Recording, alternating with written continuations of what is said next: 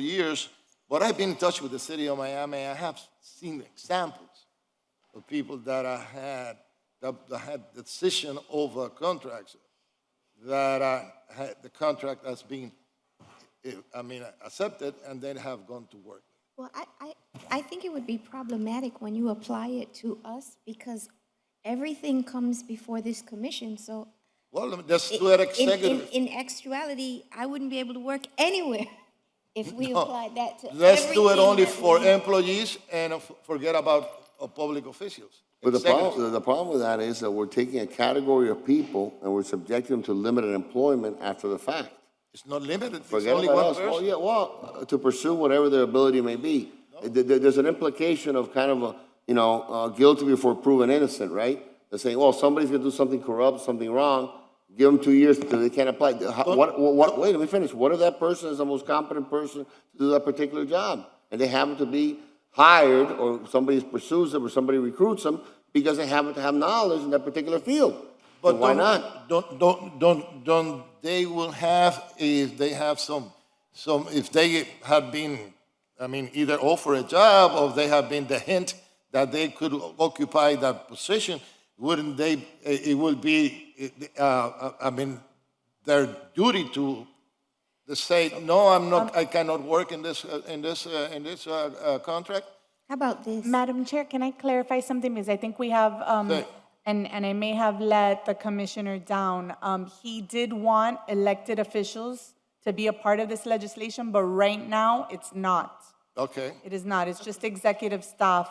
Is This it- is so right now, elected officials are not. Don't you have that in the?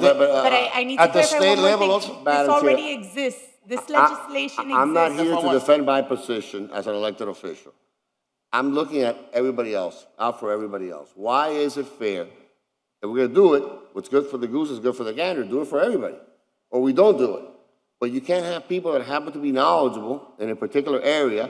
Maybe they worked for the city of Miami for 25 years in OCI or some department, and so all of a sudden some company wants to hire them and they're ready to move on to the private sector, and they happen to offer expertise and knowledge in certain areas. Why am I going to limit their ability to make a living? I think that's wrong. If I'm going to limit it, if I will believe that, which I don't, I will limit it for everybody, including us. But I don't believe that. I believe that everybody, once they finish their public service, and public service, by the way, is not only us, it's people that work as department heads here, people that sacrifice and given up a lot of money where they can work somewhere else in the private sector to work for government, whether it's the state or the city or the county, and all of a sudden you say, no, you got to sit out 2 years because you happen to be the guy or the girl that was the expert in this particular field, we can no longer hire you. Commissioner, I don't think it's fair. Commissioner, let me ask you a simple Wait, question. One Hold on. second, one second. Let's hear from our vice chair so that he can weigh in, and then we can all.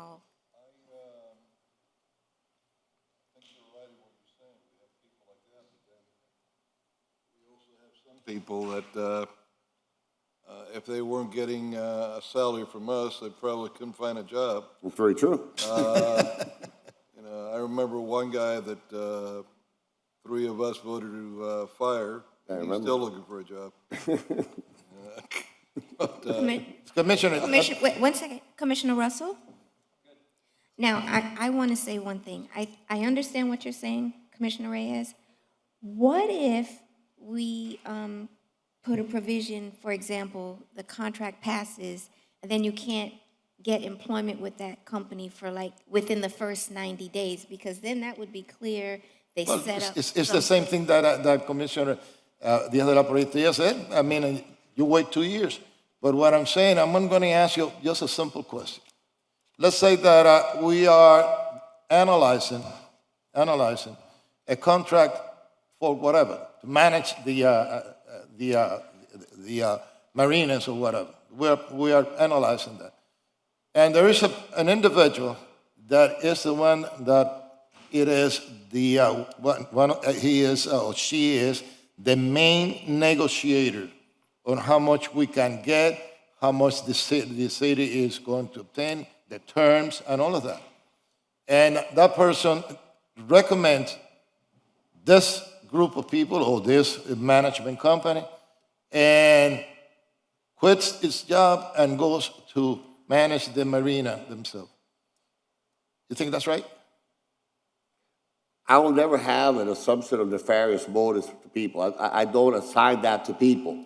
I don't know if people are motivated by corruption or No, that is not influence. corruption. So That to is me, not corruption. so to me, I'm not saying, no, I'm That's not. business. No, I don't think that whether it's 2 years or 90 days or 3 years, I think that assumption of guilt or I'm somebody not saying- or doing something wrong is a wrong assumption. And what No, I you- well, let me finish. I would fall on the side of thinking that people are wanting You to do a good job. Hold on a second. And- Hold and- your horses. You are putting words not in my emotions. mouth that I am assuming anything. No, What no. I am trying it is to preclude anything like that to happen. I'm not accusing anybody of being corrupt. I have seen it happen, and what I'm saying is, what I'm doing is placing a condition of employment with anybody that comes here that the city is first. You see, that the city is more important than what benefits they could get with any of the city customers. You see, that's the only thing that I'm saying. For whatever it's worth, from my perspective, for me to preclude the ability of somebody to make a living because they happen to be in a position of influence at a particular time, because they happen to be in a position of expertise at a particular time, I philosophically cannot support that. Okay, it is your prerogative, you know, but this doesn't preclude anybody from getting a job. It's Okay. from getting a job for 2 years for those people that benefit from your decision. That's the only thing it is. Commissioner, Vice Chair? Right now, if any one of us is no longer up here, any director that's not working for the city any longer, I believe, Madam City Attorney, if you could hear me out, for members of the commission, department directors, there's a 2-year requirement in the books before we could come in and, I hate to use that word, lobby anyone in the city, correct? Yes, but I really need to clarify, this is already in the books. He's Right. just expanding, but- this exists. But that's where I'm going to. That's where I'm going. No, not the lobby section, his section, the one that he's trying to, this already says that if you are part of any, of dealing with a contract that's more of $500,000, that you cannot go work with that party after before 2 years. However- This already exists, but it's adding the executive staff and real estate transactions. But that's already here in the books. However, in both for us, executive staff, lobbying our government after they're gone, we cannot do it for 2 years. Correct. And the one that he's bringing out in the form that you just mentioned, it's in the books, can be done for 2 years. However, there is an exception there. This might be the way that you could all come together on this one, unless there's a 4/5 vote waiver. No, the one that's a 4/5 vote, you remember correctly, but that's for contracting with the city after you leave. You can't lobby pursuant to county ordinance for 2 years, no matter what, and that cannot be waived. But you can, and you're not supposed to contract with the city for 2 years after you leave. But the contractual one can be It's a contractual waived. one that's a 4/5. Yes. Okay. This one All right, running- so this is in the charter to make it clear that it's a no-no. No, it's a city, this would be a city code, everything that we're talking about, It's a the code. 2-year ban, and but these revisions are in the code. In the Article 5 conflict of interest section in the code. But that's been in the code for a long, long time, if I remember. The 2 years, the one, It's That's a adding, 2 year. but it's adding executive staff, so that would now include the manager Well, she should actually read out specific, because it adds it in there. There's specific positions titled in there which are Okay. being added. But So it says, the way it reads is those that are the ones that recommend the contract. It's not the people that are working in that contract. The one that has the final recommendation of the contract.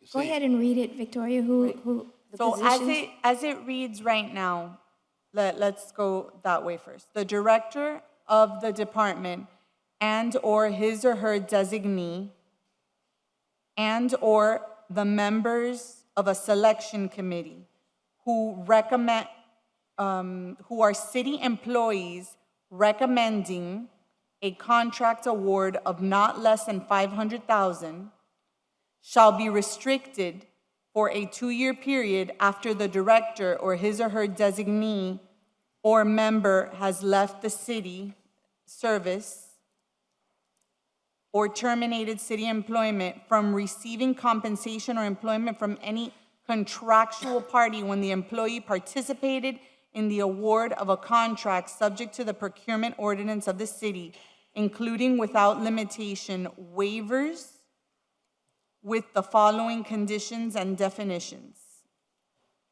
So that's how it reads now. What it's adding is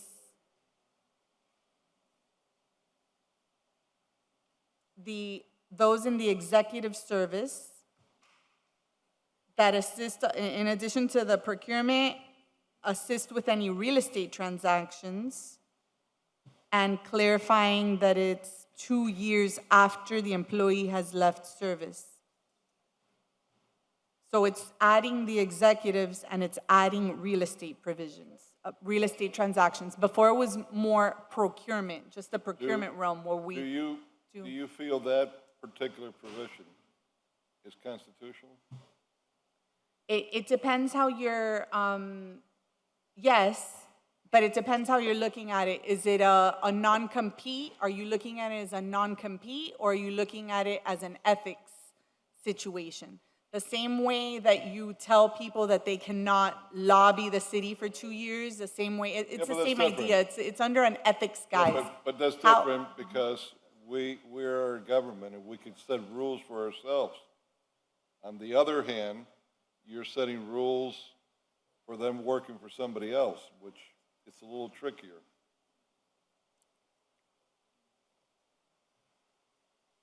Okay, I have a motion and a second.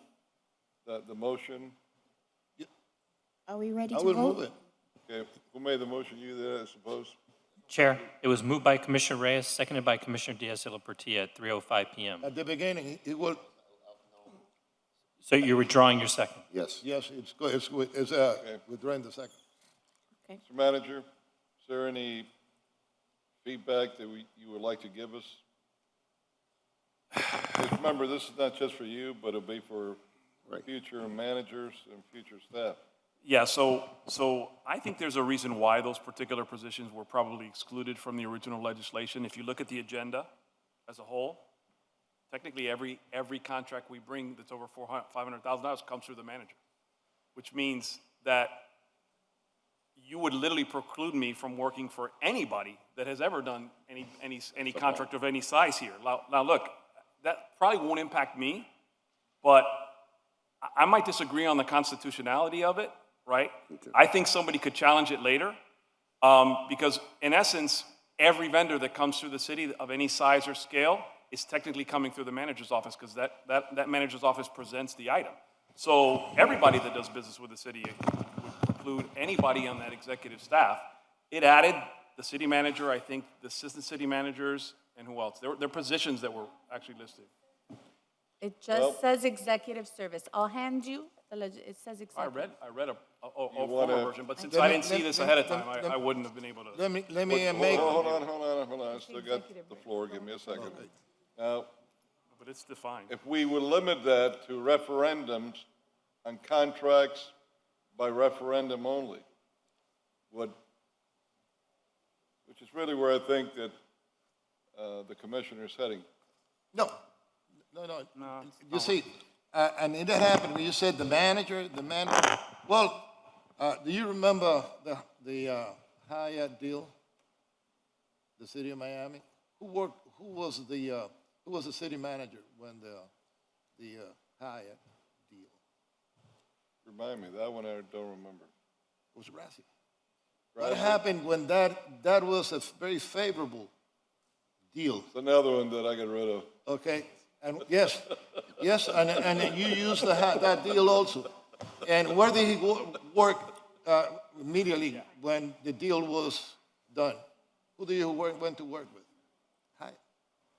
Did he go work to the Hyatt? Yeah. That I don't remember. That was Yeah, so well, long ago. I'm I was just a gonna kid. start giving you some memory pills. Yeah. I have a what happens, good history memory. Okay, I didn't, okay. Well, I let's, didn't take my smart pill today, I'll admit it. okay, well, we have a motion. Do I get a second? Seeing no second, the motion fails. Fails. That's good. I tried to bring a little clarity, a little bit of transparency, but hey, listen, Look, I think your intentions are well set. This doesn't mean that, that you are not. that this is the only time that you're going to have to bring this forward. I want to sit with the city attorney and explore this more. Absolutely. I want to be able to talk to the manager and then discuss it more with him. Okay. Maybe I'll be the one bringing it back, and then you can make a motion. I don't know. Let me speak to them. Absolutely. I mean, that's fine with me, and I respect everybody's concern and their opinion. That's what we hear. We don't have to agree all the time. You see, everybody has an idea. I do think the manager is right. I mean, you have to, set a limit in contracts. $500,000, I don't think any manager, any top employee is going to put it in plain English, play any games, to award a contract in that area. They have to be very special contracts. And this is how I'm trying to see if we could word something that will protect the city in a case like that, which is where I think you're going to. I agree with that. Yeah. Todd, we're on boards and committees now? Thank you, Chair. BC4, Bayfront Park Management Trust. Commissioner Coyle will be reappointing Frank Rodriguez. Move. I'll second it. All in favor? Aye. Aye. Aye. BC15, Little Haiti Revitalization Trust. Commissioner King will be appointing Dufirsten Nuri. Move. Oh, sorry, there's a couple more names. Robert Holland will be appointing Robert Holland, will be appointing Lesline Anglais Dorleans, and reappointing Ashley Toussaint. Move. So that's a complete purge, right? That's like 4 new people No, it's not a complete. Ashley was a trust member and he's remaining. before. So it's almost a complete revamping for life. Yes. Okay, yes. I'll second it. All in favor? Aye. Motion carries Russell? All in favor? Motion carries unanimous. That concludes the boards and committees. Thank you. We are now on the PZ items, PZ1 and PZ1. Let's take up PZ1.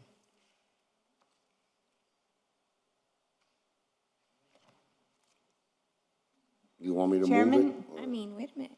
Chair, would you, we're not doing, well, I think we did we do DI1? Or we were time- doing that at it's- 5 PM? Correct. That's a time certain, Yes. Is it a time, sir? DI1. We can go back to your item before PZs. You said you wanted to hold it last. You want to go to PZs? PZs, yeah. Okay. It's DI2, right? What? That's time certain? Yeah, what's time certain?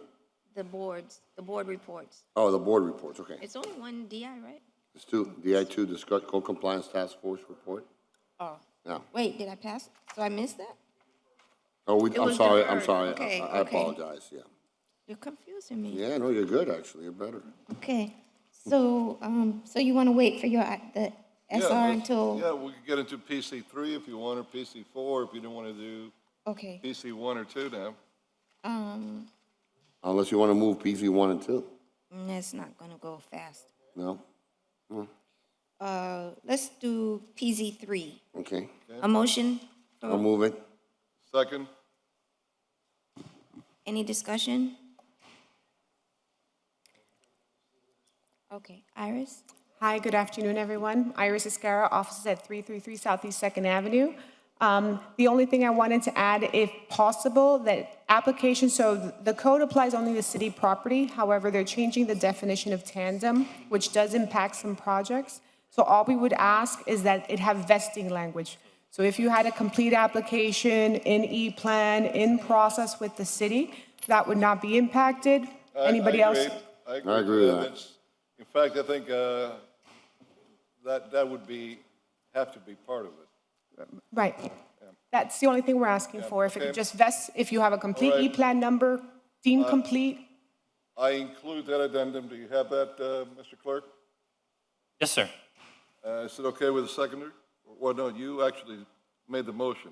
It's a T6. Commissioner Diaz-Ortiz, I seconded. Yes, sir. All Okay, right. so, all right, it's fine with both of us? thank you very much. All in favor? Chair. Aye. You go. Hold on, I'm trying I, to clarify I know, the Todd, I amendment. know. I don't understand the I want to amendment. clarify one thing here. And I want this to be clarified. When it says city property, that means that any property within the city of Miami could go from T5 or could have an increase in density and height, right? Owned by, Huh? owned by, Only- owned by the only- city of Owned Miami. by the city. Only 5. Owned by the city of Miami in Only owned T5 by and the city of T6. Miami. Owned by the city of Miami. Yes, sir. Yes. Any property owned by the city of Miami. That is that if we have, and I want to know this very clear, there is one of those property that the city of Miami obtained because whatever reason, people didn't pay the taxes, whatever, or didn't pay the fines. That when it's owned by the city of Miami, then this will apply to that property also. It doesn't matter where that property Well, is. no, it would apply if you want to build affordable housing there. But then if it is, for example, across the street from my house, there's a house that probably will be owned by the city of Miami if they don't comply what they have to comply. So that property over there could go to a 6-story high because the city of Miami is make Well, affordable housing there, right right there now- in the middle of the neighborhood. Right now, T5s, It's going to be only T5s. yeah, with a T5, which is only what we're looking at, Okay. could legally go with the bonuses to 8 stories. To 8 Right. stories. T5 and T6, sir. T5 and T5s T6. and T6. And it doesn't matter if anything on the side, it is T5 only or T4s, and we can build an 8-story building in that area, which will stick out. I mean, it will be totally different, and the neighborhood will be changed. That's the code in Miami 21, isn't it?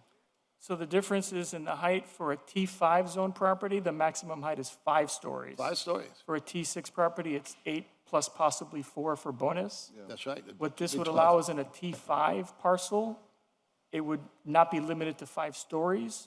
It would be limited to 125 feet. That is my only concern, because we are not going to be here forever, and anybody comes on could come to any place, and I mean, using this, you see, it will go to 12-story in a place that 12 we stories. only have T5s.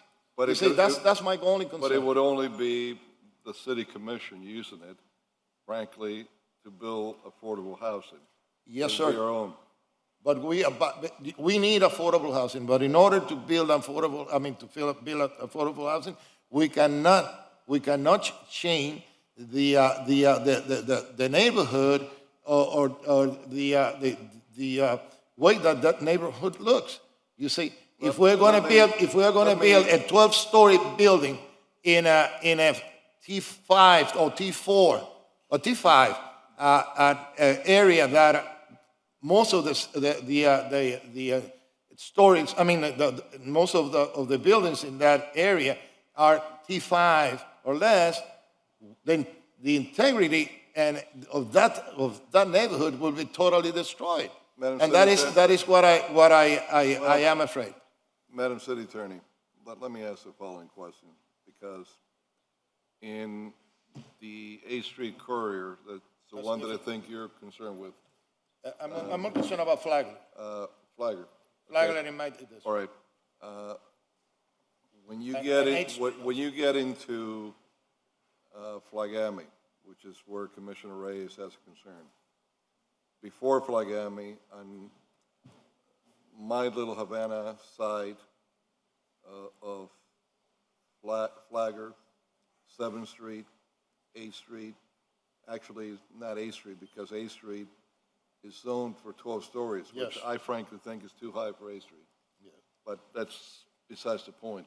It's for another time to talk about that. We have quite a difference Yes. from one to the other.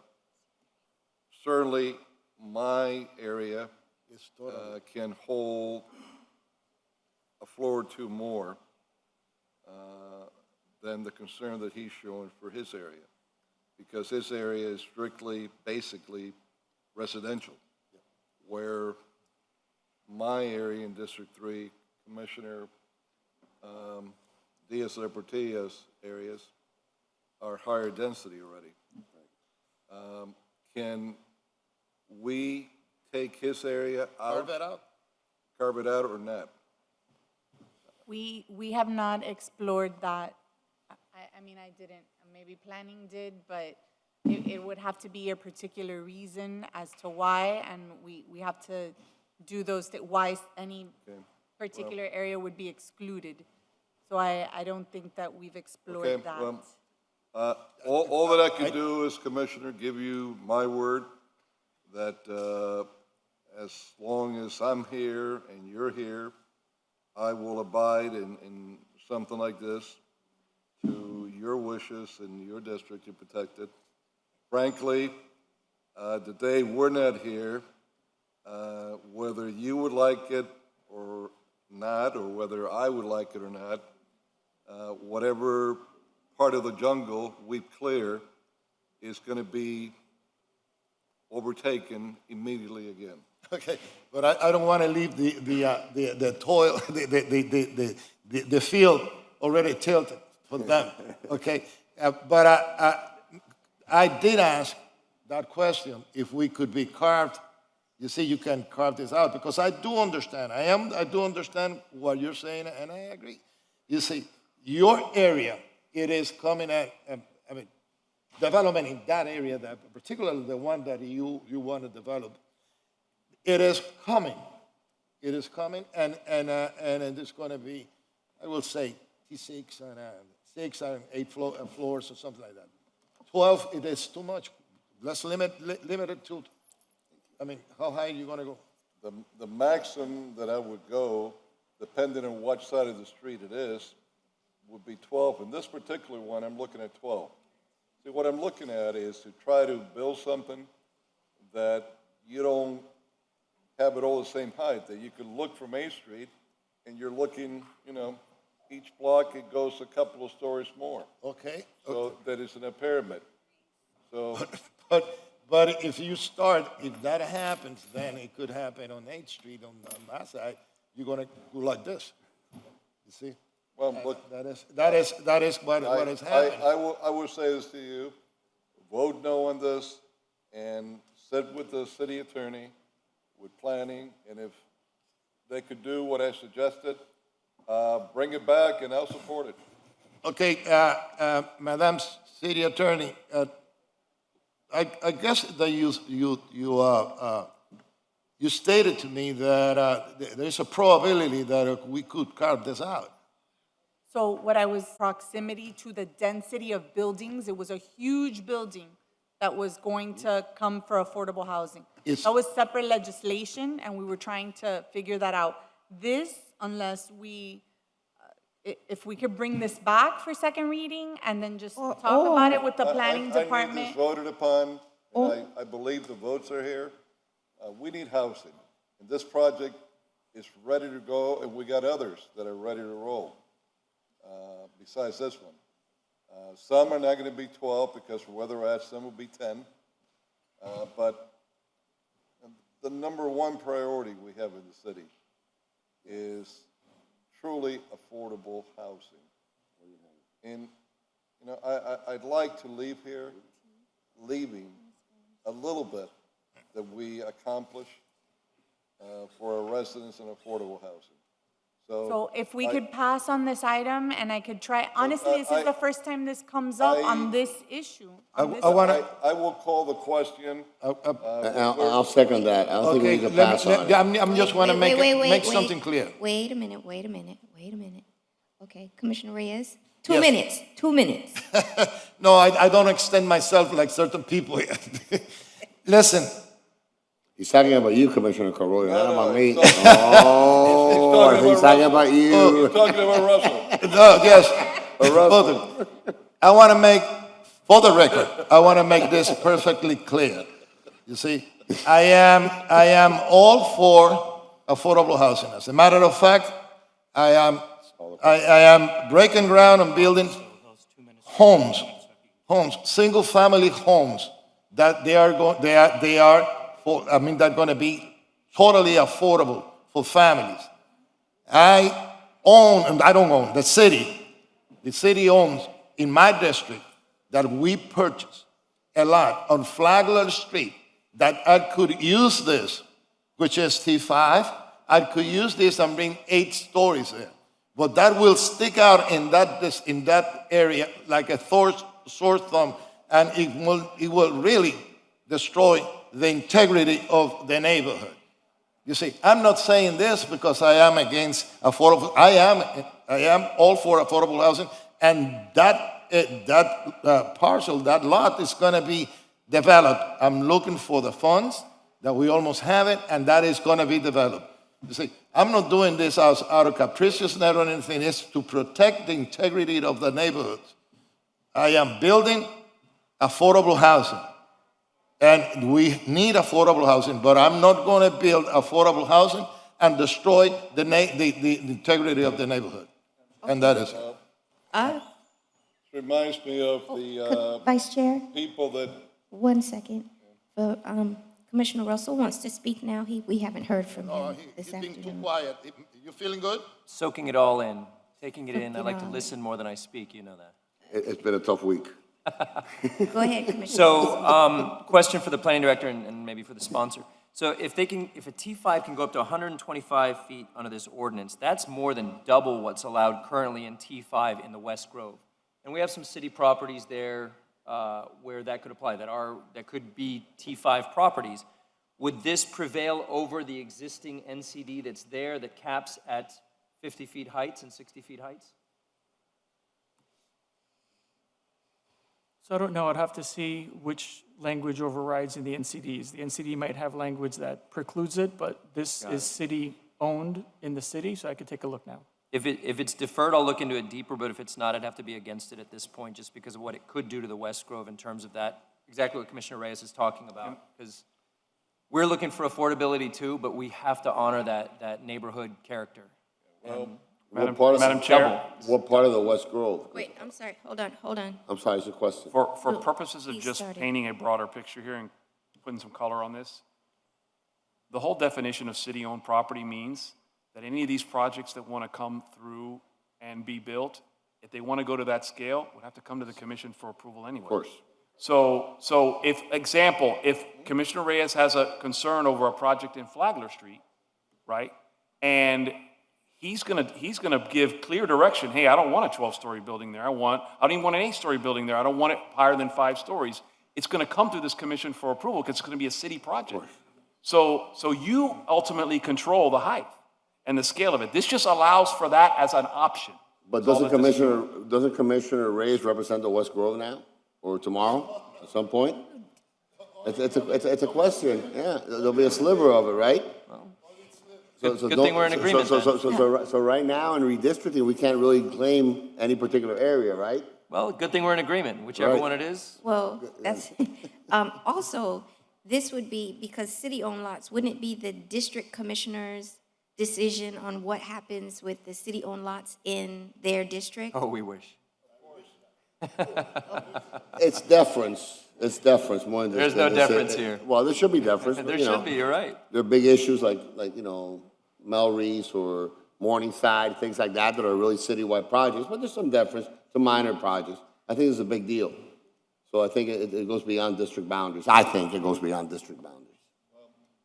This reminds me of those people that always say that they want to go to heaven, but then none of them want to die.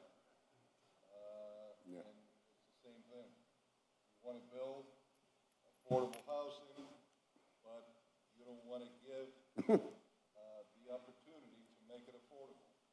The difference of building in some of these lots 2 more floors makes it all the difference in the world. Absolutely. Being affordable or not. Each of us can decide within our district what we want to build. I understand your district, Commissioner, is more residential. That's why you want to build that. And I applaud you for that because it's a different character than the areas that I have. In the areas that I have, if I'm going to start building affordable and residential, you know, I'll be lucky if I could build 15, 20 homes. Right. Real lucky. And I'm not going to make any kind of a difference. What I'm trying to do is build projects that I could build 80, 100, 120 units.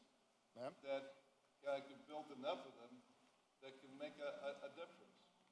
And I have projects, like I said to you a little while ago, that are ready to go, that will make a difference in affordability, but if I have to limit them, they're not going to be anywhere near as affordable anymore. And these, again, are only for City of Miami owned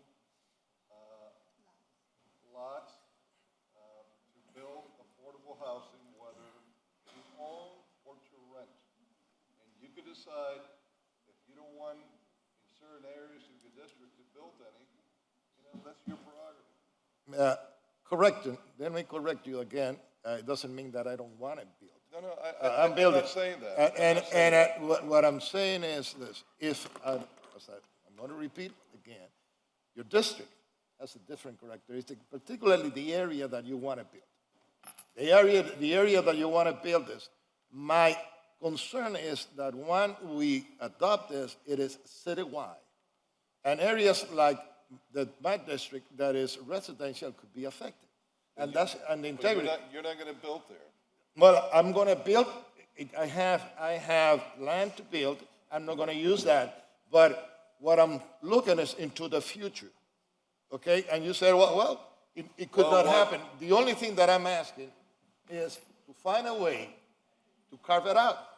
That's all that I'm asking. And what I'm asking is, I vote for you to do it tomorrow.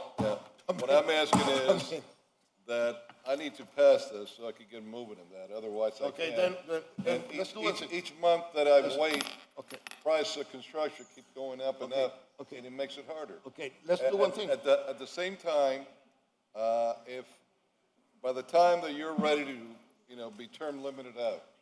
And term, you I'm think not that I'm gonna- gonna be reelected? And I'm not gonna be here, yes, I do. I need And I'm to- not gonna be here. If you see that someone's gonna take that seat that is going to do the opposite of what you want to be done in this here, bring a motion, and we'll undo the ordinance then. Okay. But at least let me build. Listen. So I was wrong. I was wrong. This is Hold the on a second, legislation. hold on a second. Hold on a Yes. sec, the city attorney would like to say something. Go Okay, ahead. so Commissioner Reyes, you are correct. This was the legislation that you wanted the buffer on. So what we had talked about, 2 things. We had talked about 1 mile or 2, or a mile away from downtown. Or we talked about carving out D4 because it is it's on city properties. It's not affecting anybody else but city properties. So do you want the language to say to carve out District 4 right now? Yes, Because you would- I mean, if for now, we can change it. Okay, so for now, because you want to see For how now, this I works wanna as a carve pilot it out, or and what have you? I support the project that Commissioner Carollo is going to do. I'm not going to vote yet that to stop this because he needs to build those affordable housing, and it is a different area. It's a totally different area. Okay, I think we have it now. I think we're ready for a vote. Okay. Wait, because this is gonna get me into a whole lot of, I just want to be clear on the district carve-outs. We always try not to do district carve-outs because it affects other people's properties, not, right? And it's an equal protection problem for other people's properties. this You're is gonna be doing for this city. to This is city. your own city property. Absolutely. Yes. However, my understanding is that Commissioner Reyes, we're trying to do this first as a pilot type of 2-year carve-out to see if this works anywhere else. Absolutely, yes. And then we will A pilot revisit for it. 2 years, and if I see that it's needed, or the construction is coming and it is invading me and I have to do it, I will do it. But I want to protect my neighborhood. Okay, so Got we will do that, and then But I just, please make sure it's stated clearly that we don't know if we're gonna let him come back afterwards, okay? Well, Take it or leave it. he's You know, kidding, 4 he's years from kidding. now, when you're not here, Okay, let's take a vote. And that an one more, amendment? I We, have, we need to, 4 years from Is that now. an amendment? I'll be in is Shangri-La. that, is that You'll a, be in Shangri-La and I'll be still sitting here if reelected. okay, we need to read this into the record and then read in the amendment if there is an amendment. yes, Come on, okay, Victoria, read it. so PZ 3, right? An ordinance of the Miami City Commission amending ordinance number 13114, the zoning ordinance of the city of Miami, Florida, as amended, more specifically by amending Article 1 titled Definitions and Article 3, Section 315 titled Affordable and Attainable Mixed Income Housing Special Benefit Program Supplemental Regulations to amend the definition of the term parking tandem and to create regulations for the city of Miami-owned lots located wholly within a T5 urban center transit zone and/or T6 urban core transit zone with a qualified development, containing a severability clause and providing for an immediate effective date. And the two amendments are, except for completed applications for tandem parking and except for properties in District 4 And as a 2. pilot program, And 2. as amended. So hold on a second. And I'm sorry? And 2, he said. District 4 and 2. District 4 and 2? Yes. Well, we don't know what parts of 2 are gonna be left in 2. Of course. Well, it'll just apply within. That's the problem. It'll change when the districts change, right? Or did you really think You're gonna lose I'm a whole not bunch of voting the districts. tomorrow? What's that? Did you really think that I wasn't gonna be voting tomorrow? Think that you weren't going to be voting? Yeah, Of course you'd be voting. okay.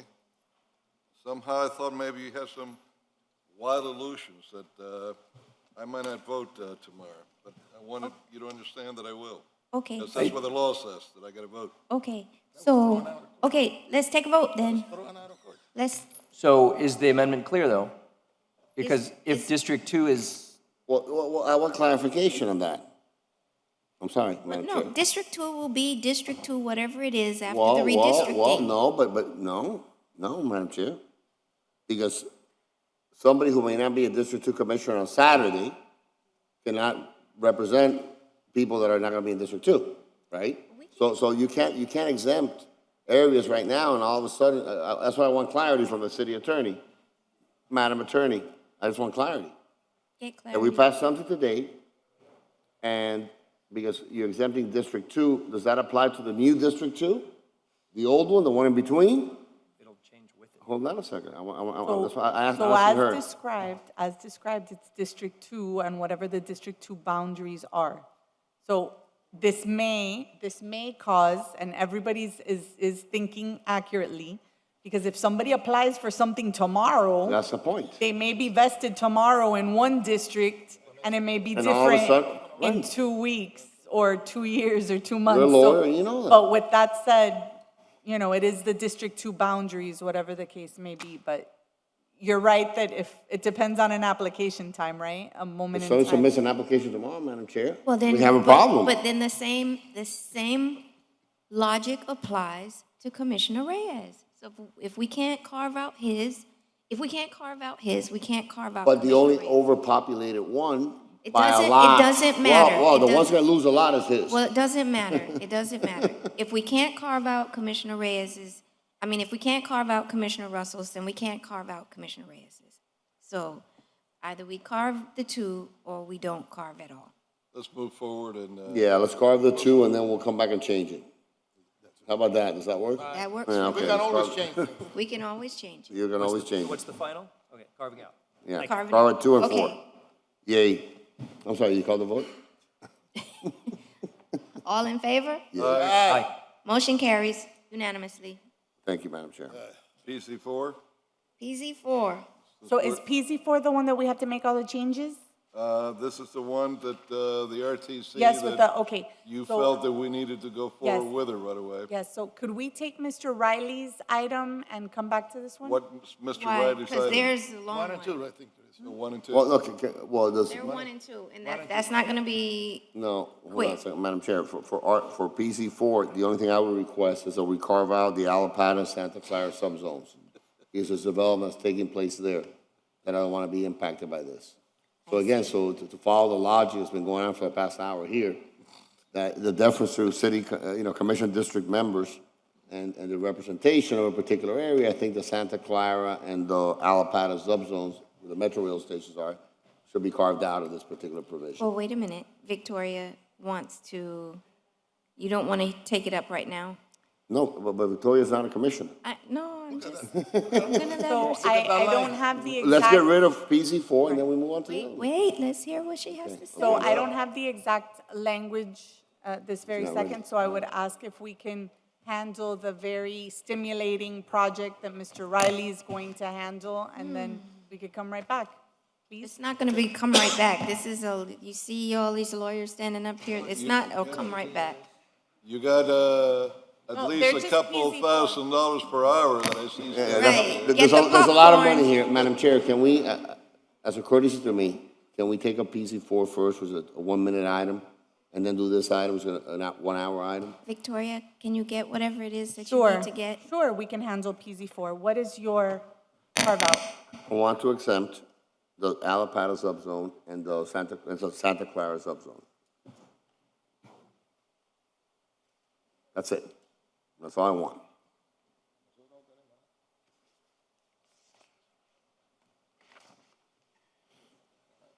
Can you read the item into the record, Victoria? Along with the carve-out?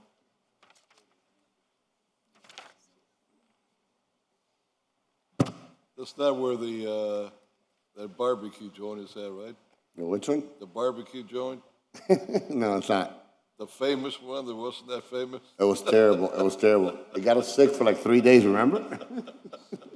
Without mentioning names, Commissioner. Okay. Are you ready, Victoria? An ordinance of the Miami City Commission amending ordinance number 13114, the zoning ordinance of the city of Miami, Florida, as amended, more specifically by amending Article 2, Section 2-2.1, 2.2.13, and Section 2.2.2 to clarify that Miami 21 Code provides a higher standard of zoning for those properties located in Miami-Dade County Rapid Transit System Development Zone, and providing that all such properties shall remain subject to all of the provisions of Miami 21 Code containing a severability clause and providing for an immediate effective date. As amended with regard to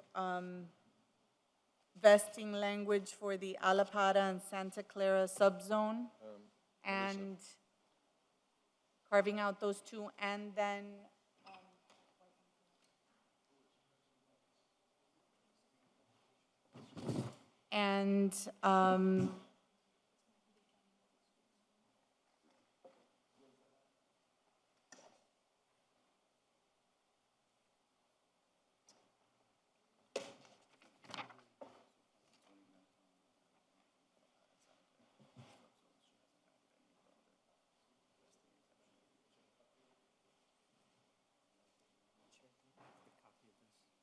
and also allowing for projects with an ASPR and/or process numbers for general development plans pursuant to Miami-Dade County's RTZ ordinance.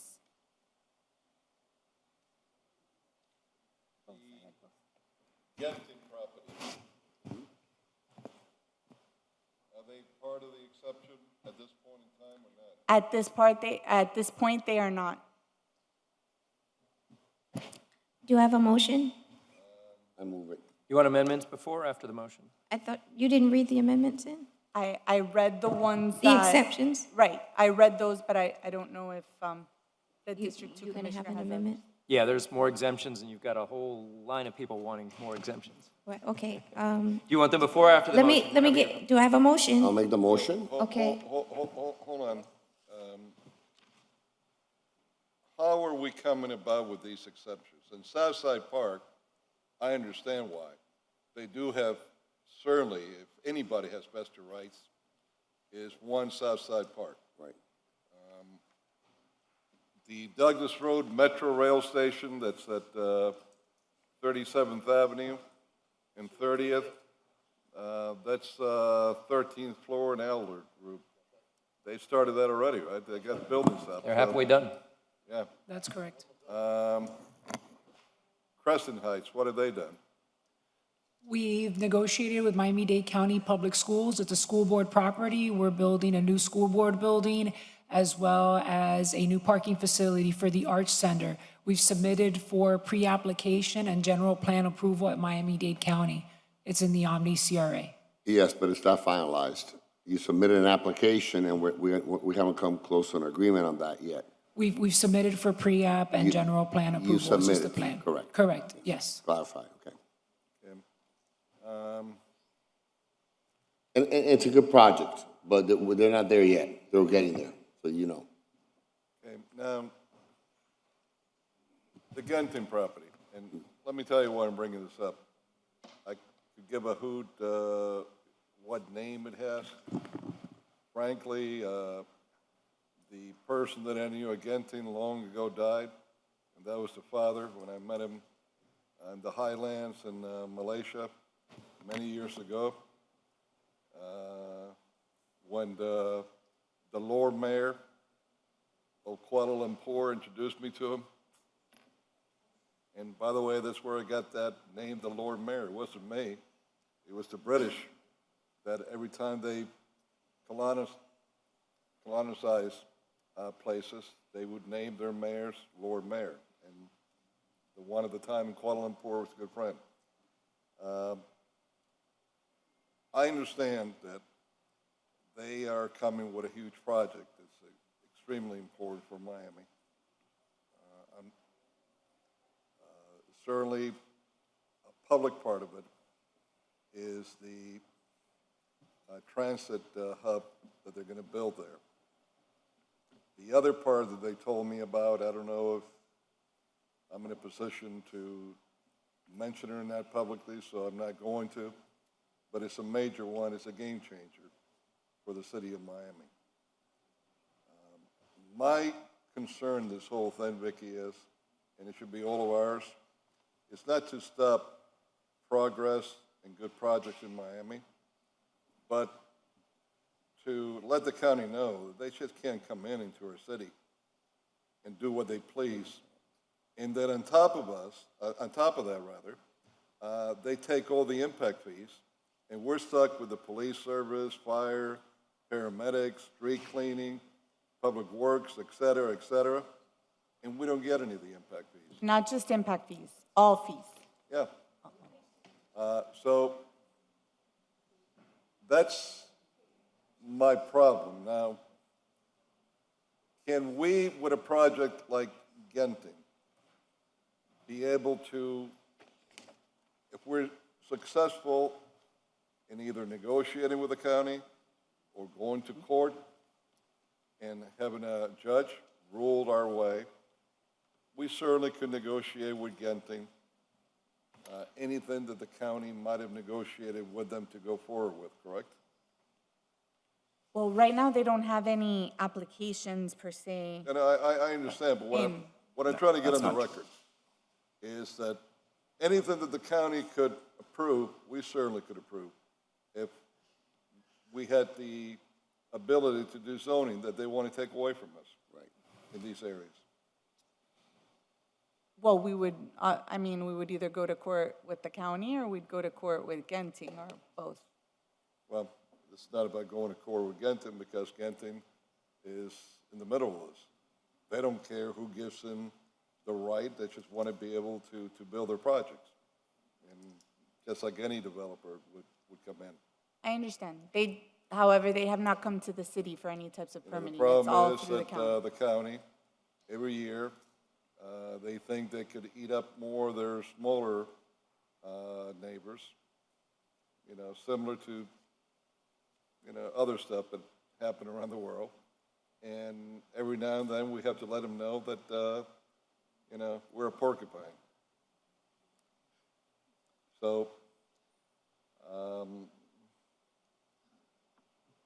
there's no applications that have been in the process, you're saying, with the county. You know anything about this? I do, through the chair, Javier Avignon with law offices at 1450 Brickell Avenue. And yes, we have filed and obtained a plat application approval for the project. And another thing I wanted to point out, since you brought up Genting specifically, is I know that there had been concerns regarding the Baywalk treatment and making sure that the city of Miami's Baywalk standards were included as part of any redevelopment on the site. That the Baywalk standards were incorporated into an amendment passed at the county, finalized on second reading. So the city's Baywalk requirements are incorporated in any redevelopment on Genting's property, on the Resort World Miami property. Well, that's good, but it still doesn't give us relief in the areas that I mentioned here that, are us not being allowed to get any fees whatsoever. Actually, if I could correct that point, the city impact fees are not exempted through the RTZ process. So the building permit fees, Madam City Attorney is correct, building permit fees are collected at the county because they're the ones processing the building permit fees, but the city's impact fees are indeed collected. What about bonusing? I'm sorry? Bonusing? No, there's no bonus under. It depends on if you're. We lose the ability to collect. And I should point out from a zoning standpoint, Commissioner, that the Genting property in particular, and this applies to several others. In fact, there's some that actually have reduced density, but in the Genting property, the density remains the same under the two zoning classifications. Well, so it's not a increased densification. what I suggest that we move forward with what the city attorney has provided to us, and if we so desire to hear from anyone else that might be affected right now, we could always bring them back, and if we so see it, adjust this ordinance further. If I may just make one more statement.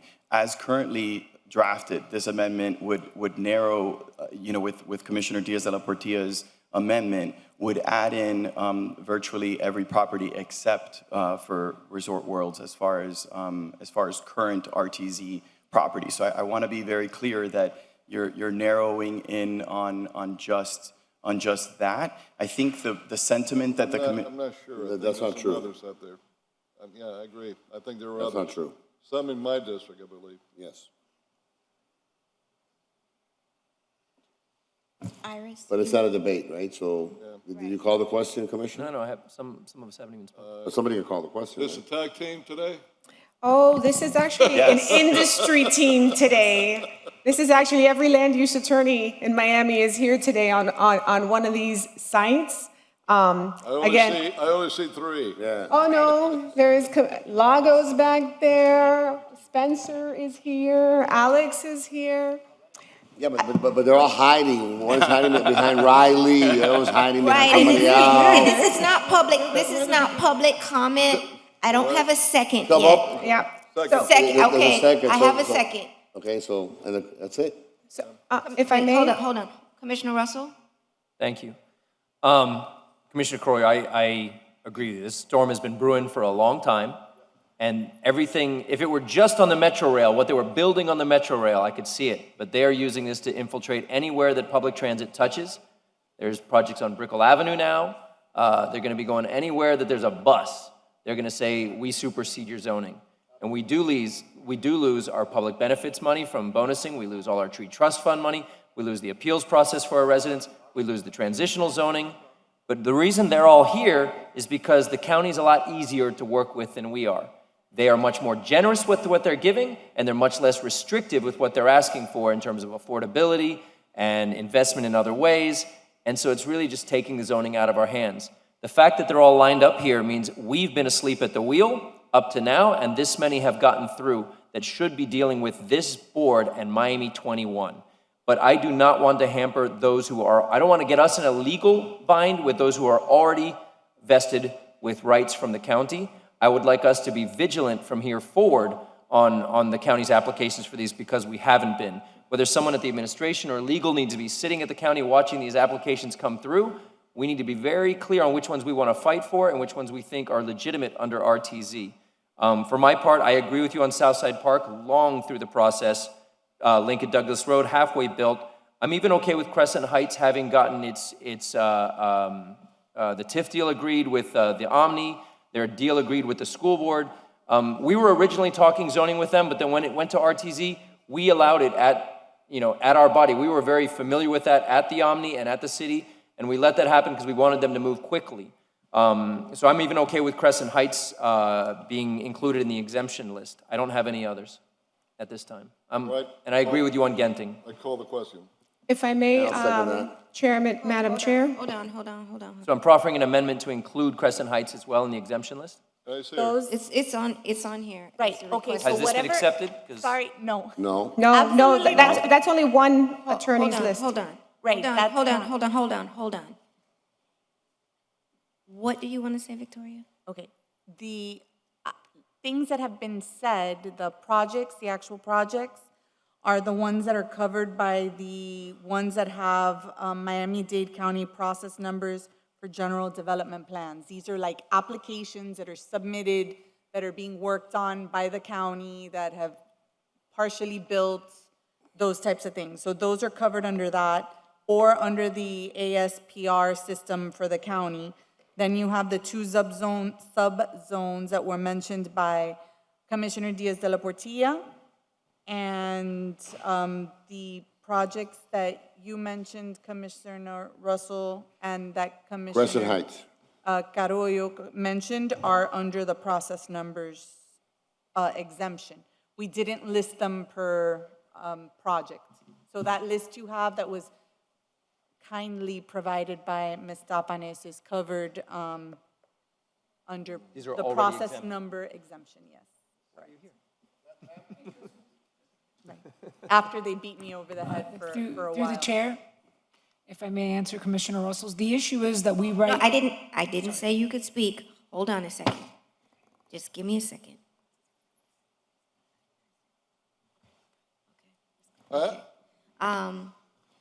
Victoria, what were you saying? That these projects that have been mentioned, except for Genting, which Mr. Avignon and I will agree to disagree, all of those have process numbers to them. So the Crescent one, the Douglas one, the Southside one, these things that have been mentioned here today are under the process number exemption that I discussed earlier, before the amendment that Commissioner Diaz de la Portilla and Carollo and Russell gave. Is it the will of the body to take the vote now? Yes. I just want to, Yes. hold on a second, I haven't said anything about this. Yeah, the only ones that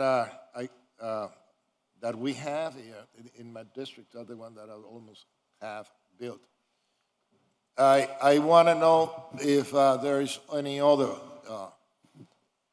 that are going to be, anybody wants to include any of the projects that Madam they Chair. already have permits or anything? Wait, we don't, Madam Chair, It's the- we have the guy that tweets a lot. Remember Commissioner Carroyo? Are you that guy on Twitter? He's over there. Eric Sikela, remember him? Yes. Eric Sikela. He's the guy that tweets a lot. Oh, But he stopped tweeting when he realized it was not a good idea to tweet too much. But he's actually got a good idea, I think. I spoke to him earlier. no. You need to If recognize we're, it. right, If if I we're may? going to let anyone speak, Iris was standing here. Yes. And I just thought it was the will of the body to take the vote. I don't know if, I'm ready to vote. If we may, who's saying if we may? Well, Wait, so. I want to hear from people that may have a You particular. just said it's the will of the body to vote. If we're gonna Well, listen to okay, them, let's that's, take a we're vote. gonna be Let's here take a some vote. more hours.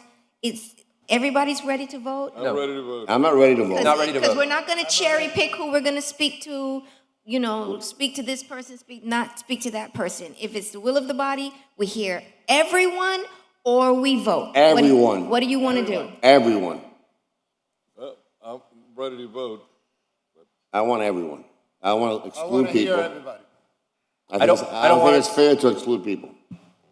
We could inadvertently get ourselves in a legal bind by not knowing someone's situation, voting on this, and accidentally learning something later. Okay. So I'd rather hear from them now. 2 minutes. I'll be less. Iris Escara, offices at 333 Southeast 2nd Avenue. I actually have a site which is in District 3. It's right immediately next to the Metro Mover. It's in the Metro Mover subzone. We have been working on the plans. We got a little bit delayed during COVID. We've been designated RTZ for over about a year and plus time. It took us a long time to be able to work with that site. Mr. Rasco is actually here with us today. We have started the process. I just wanted to be clear that we would like for that property to also be exempt and it be clear that we are not subject to the new regulations because it's been a big investment on his end. Do you have a folio number?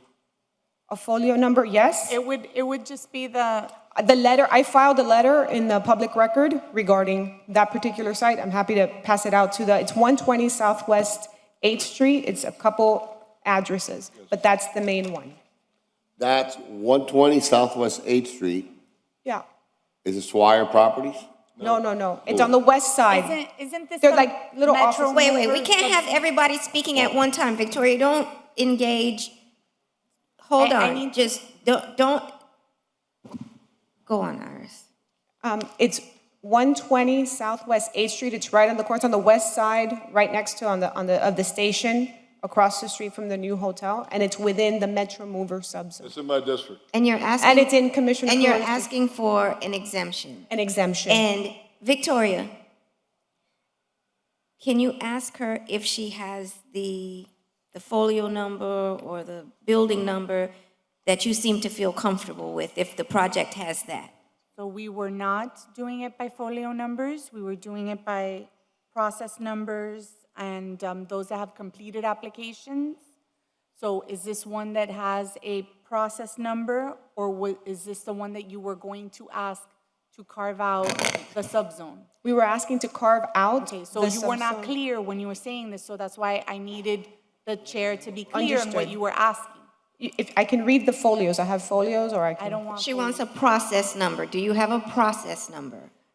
I have a process number that was just filed. To be quite honest and candid, I want to be straight up. We filed it. But you this have a morning. process number. We do, but we have to.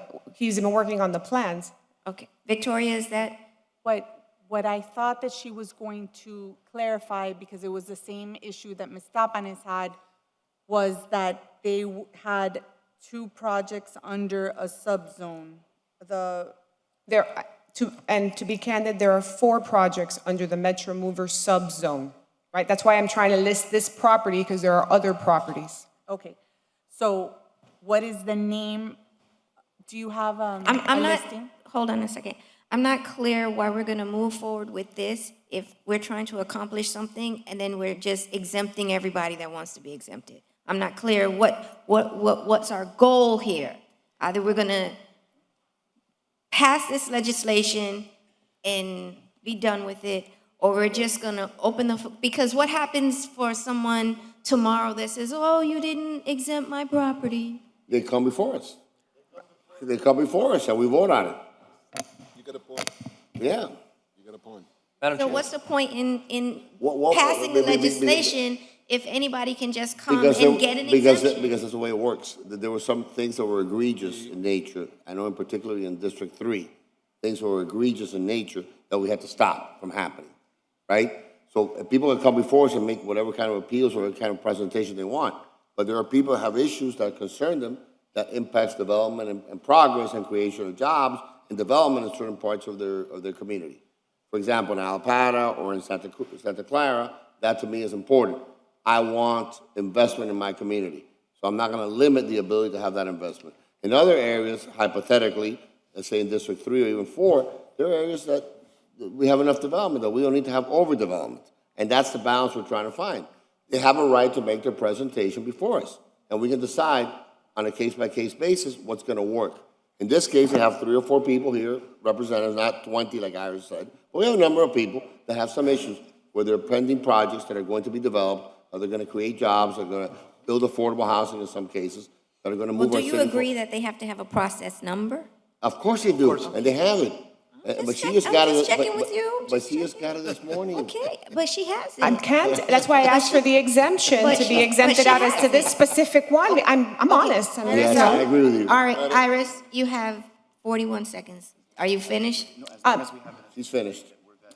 As long as we have a process number as of today. Yes. That we are vested and it's clarified into the record, and we can provide the process number in addition to our vesting letter to the clerk in order to make sure that the property is not subject to that. Chair, Vice Chair? on this particular case I'm familiar with, they have been working on this particular project for quite some time. Right. So, I appreciate your sincerity, that you told us the truth, you got the process permit today. Right. You're still in time, we haven't voted, so I thank you for your frankness. And she beat the deadline, that's good enough. But let me say this, the chair asked a question, and she is right in point. You know, if we're gonna exempt everybody, why are we doing this? Well, that needs to be answered, because, you know, she's right on point at that. We have to do this because, as the city attorney stated, the county now wants to extend this all over the place. Yes. And we gotta put a stop to it. Otherwise, we're gonna end up with the county doing all our zoning for us. And that's the bottom line, why we have to do this today. Madam, I am going to also add to what Commissioner Carollo said. They're doing whatever they please, and just in, whatever, and I don't know who stated that they have the power, that whatever there is a bus route or bus stop, if they have, they can call it a transit center. And they can build that in 8th Street, for example, in Flagler, in 54th Street, whatever, 7th Avenue, you see. And they can start building and building whatever, in Galapagos, 36th Street, I mean. at No, Second no, I Avenue. understand the You need see, for it. so I we just have don't to stop. understand the exemptions. So let's, That was it for me. Thank you very much. go right ahead. Anthony, Thank you, Madam Chair. Eric Sakella, 2100 Coral Way. I'm confused also. I think what you've got in front of you today, at least to an observer, looks a little bit messy. I'm confused about why the city's code would be superior to the county's code, except for this, and this. Doesn't make any sense to me. I understand if you wanted to suggest that your code is superior starting today, and anything that was done previously would have been vested. I get that, but I don't understand the exceptions, and I don't understand how they're defensible. Number one. Number two, from an affordability standpoint, you've got a number of properties and property owners that have projects in their pipeline that are planning to bring units online. We need units to come in to ease the affordability crisis that exists in Miami. And what you're doing today is not going to dramatically change the zoning over the long term, in my humble opinion.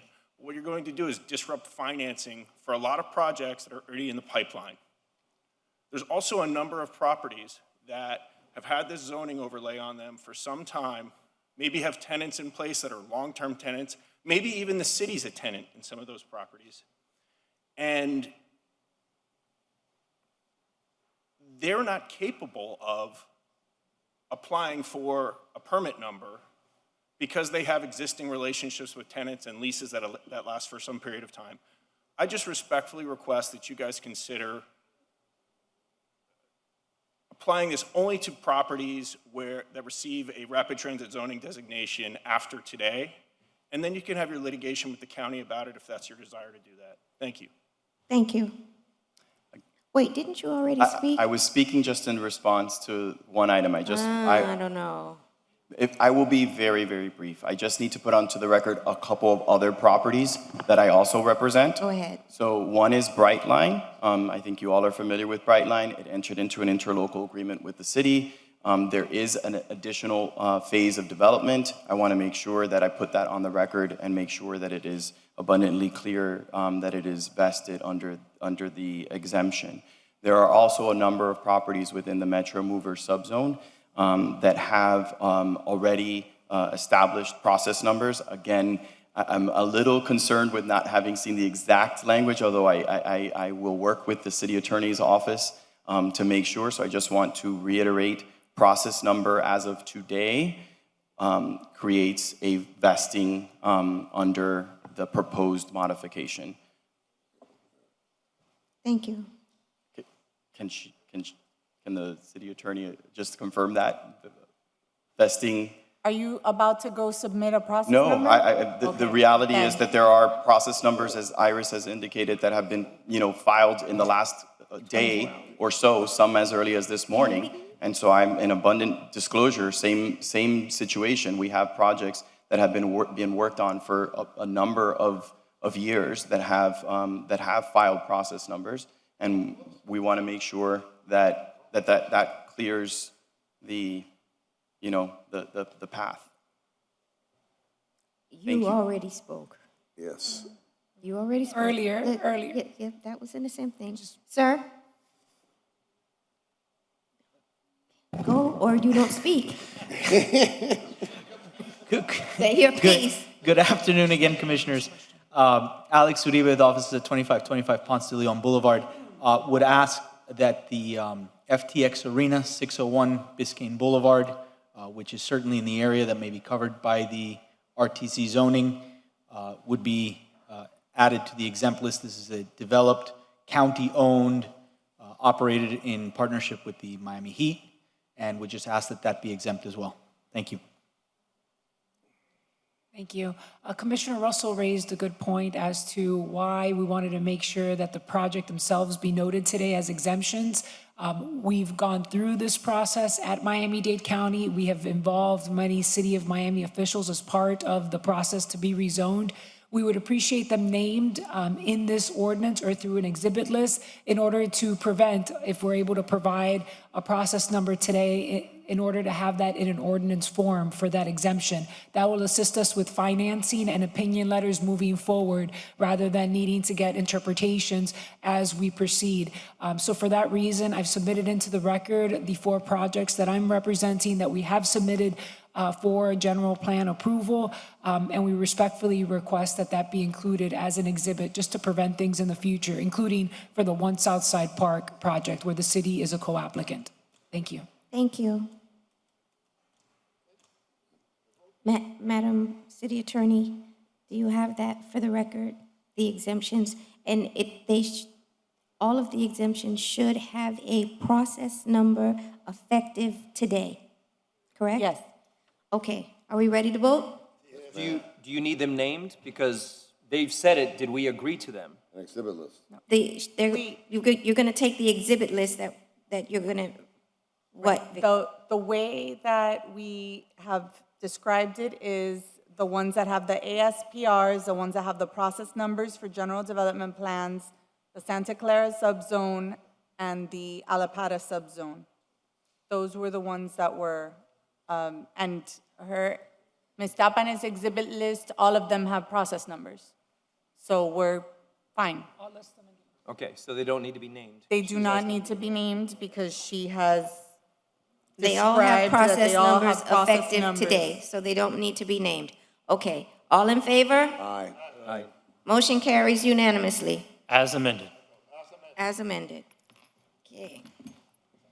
That leaves us with PZ 1 and 2. PZ 1 and 2 remains. Do I have a motion for PZ 1? Second. Do we need discussion? And Chair, PC 1 and 2 are companion items, Yes, I know. so the motion will be for PC 1 and 2. PZ 1 and 2. Victoria, please read PZ 1 and 2 into the record. An ordinance of the Miami City Commission amending ordinance number 10544 as amended the future land use map of the Miami Comprehensive Neighborhood Plan pursuant to small-scale amendment procedures subject to section 163-3187 Florida statutes by changing the future land use designation from duplex residential to low-density restricted commercial of the real property at 19 Northwest 41st Street and 20 Northwest 42nd Street, Miami, Florida, and denying a change to the future land use designation from low-density restricted commercial to general commercial of the real property located at 4136 North Miami Avenue, Miami, Florida, as more particularly described in Exhibit A, attached and incorporated, making findings containing a severability clause and providing for an effective date. PZ2, an ordinance of the Miami City Commission amending the zoning atlas of ordinance number 13114, the zoning ordinance of the city of Miami, Florida, is amended, changing the zoning classification from T3L, suburban transit zone limited, to T4L, general urban transit zone limited for the properties located at 19 Northwest 41st Street, and denying the application for the zoning change for the property located at approximately 20 Northwest 42nd Street from T4L General Urban Transit Zone Limited to T50 Urban Center Transit Zone Open for the property located at 4136 North Miami Avenue, all as more particularly described in Exhibit A, making findings containing a severability clause and providing for an effective date.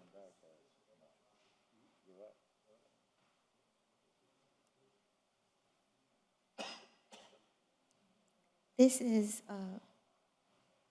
issue is in District 5, my district, so I'm going to hear, because I understand we have a possible intervener request here, so I'm going to let Mr. Riley begin. Thank you, Madam Chair. For the record, my name is Bill Riley, with offices located at 1671 Northwest 16th Terrace. I wanted to begin by saying that I heard that Madam Chair mentioned this may be a longer item. I'm going to try to be concise, brief in my presentation, but directive and descriptive so that the Commission understands the entire nature of the application, where we started and where we finished. In order for me to do that, may I approach Madam Chair? I have two handouts that I think would make my presentation quicker. You can give that to the city clerk. Yes, ma'am. And he'll get it to us.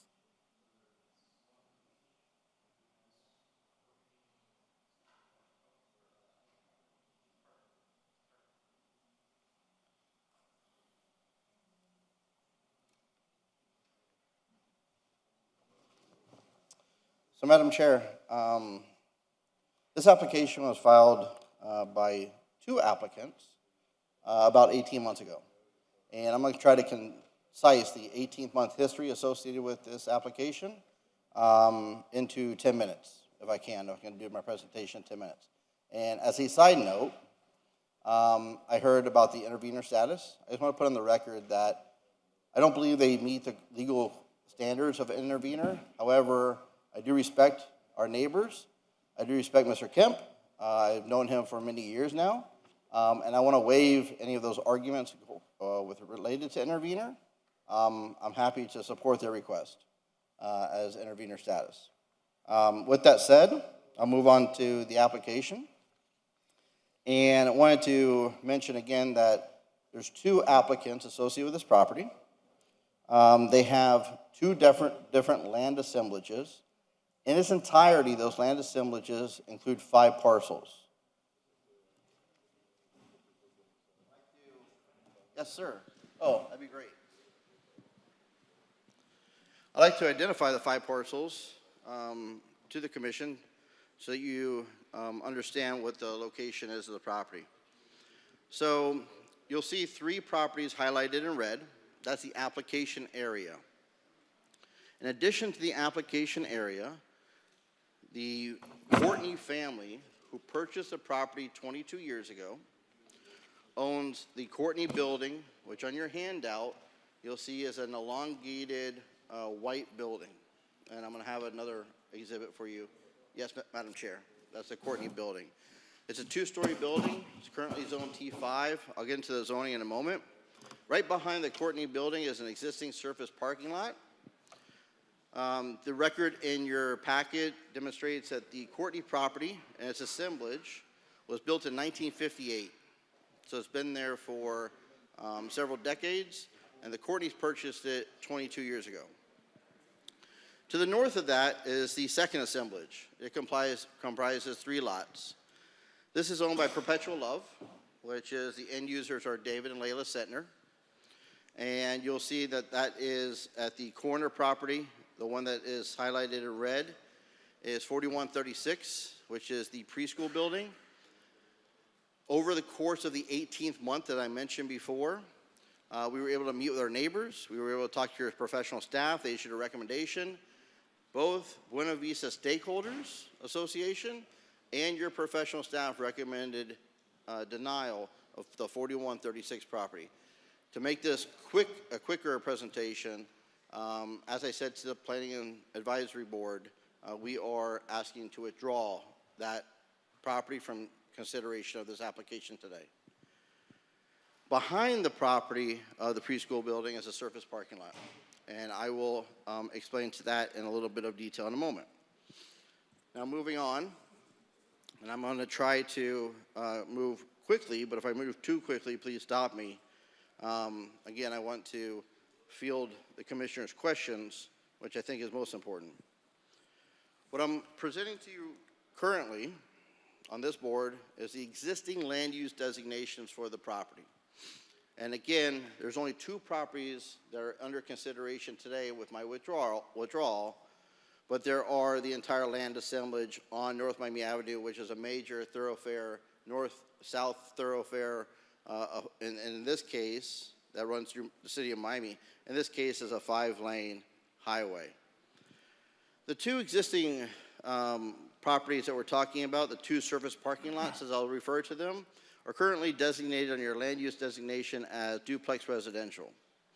Now you'll see to the south of the property has directly across the street from these lots, it has an abutting lot. It's not owned by the applicants. It's designated general commercial under your land use designation, and a lot further to the west, which we call the depth of the ribbon when I talk to clients. The depth of the ribbon is the depth from the center line of the major thoroughfare down to the center of the block. The important part of that is you're going to hear that this application may be an intrusion into residential neighborhood. I don't believe it is, and I want to confirm to this commission and explain my arguments of why it is not an intrusion into residential neighborhood. So what we're asking to do is we're asking to extend the land use designation to mimic the one to our south, but not identically mimic it. We want a lower density and intensity. We're asking not for the general commercial, we're asking for a low density restricted commercial. And that's highlighted in pink on this board. The reason we're asking for that is because we are going to show you right now the existing zoning classification, the proposed zoning classification. Now, the 5 assemblage properties I mentioned at the beginning of my presentation, and again, if I'm moving too quickly, please let me know. The Courtney property is the one on North Miami Avenue, is currently T50. That is not under consideration today. It's not being asked to change the zoning classification. It's been that way since the inception of Miami 21. That property, as a matter of right, can be built up to the 5-story limitation in the T50 classification. Right now it's 2 stories.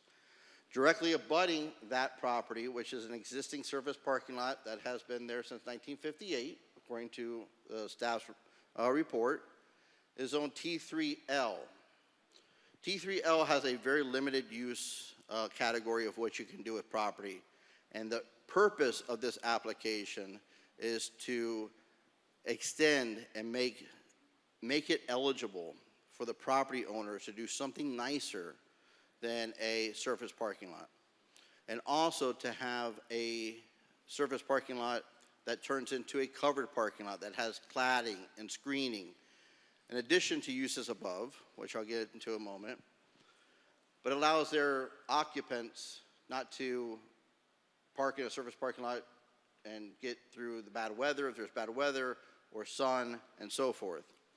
The same exact zoning classification exists to the north on Northwest 42nd Street. That's a surface parking lot that is part of a site plan and a public hearing approval that some of the commissioners on this dais heard in 2019 on an appeal for a preschool. That's tied to a site plan. That surface parking lot and the parking that's required there is required for that operation of the preschool. It can't go away. It can continue to be a parking lot, but it could be covered. Again, we like to do something nicer, screening, not just a covered parking lot. In order to do that, that is the purpose and the sole reason of this application. We're asking for those properties that are T3L to be rezoned to T4L. Again, that T4L would mimic the zoning classification directly to our south. So to our south, under existing Miami 21, you have T50 that goes up through the center of our block and goes down south. The T4L classification goes here and stops at Northwest 41st Street. So what we currently have is we have 3 existing land use designations and zoning classifications that at certain times conflict with each other. And I'll explain how they conflict with each other. At one time, as a matter of right, you can have a T5 building here, a 5-story building, and under the T3L classification, you can have only 3 uses. One, the existing surface parking lot that's there, that you don't touch it, because it was existing before Miami 21 for the Courtney property. And Mr. Courtney's here in the audience, and he's here to answer any of your questions. 2, a single-family home. Or 3, a community residential facility. Those are the 3 uses that you can have in the T3L classification. Now, what we're also asking for is we're asking for a transition in the height limitation. We're not asking for a T5 to a T5 or to up the T5 to a T6. The purpose of that, if I can show you again quickly, is so that you don't have a circumstance where you have a 5-story building, which is shown in this rudimentary massing scale. This is not a site plan. This is just supposed to show you volume and height of what could be built there today. The purple represents the T5, the existing T5 designations.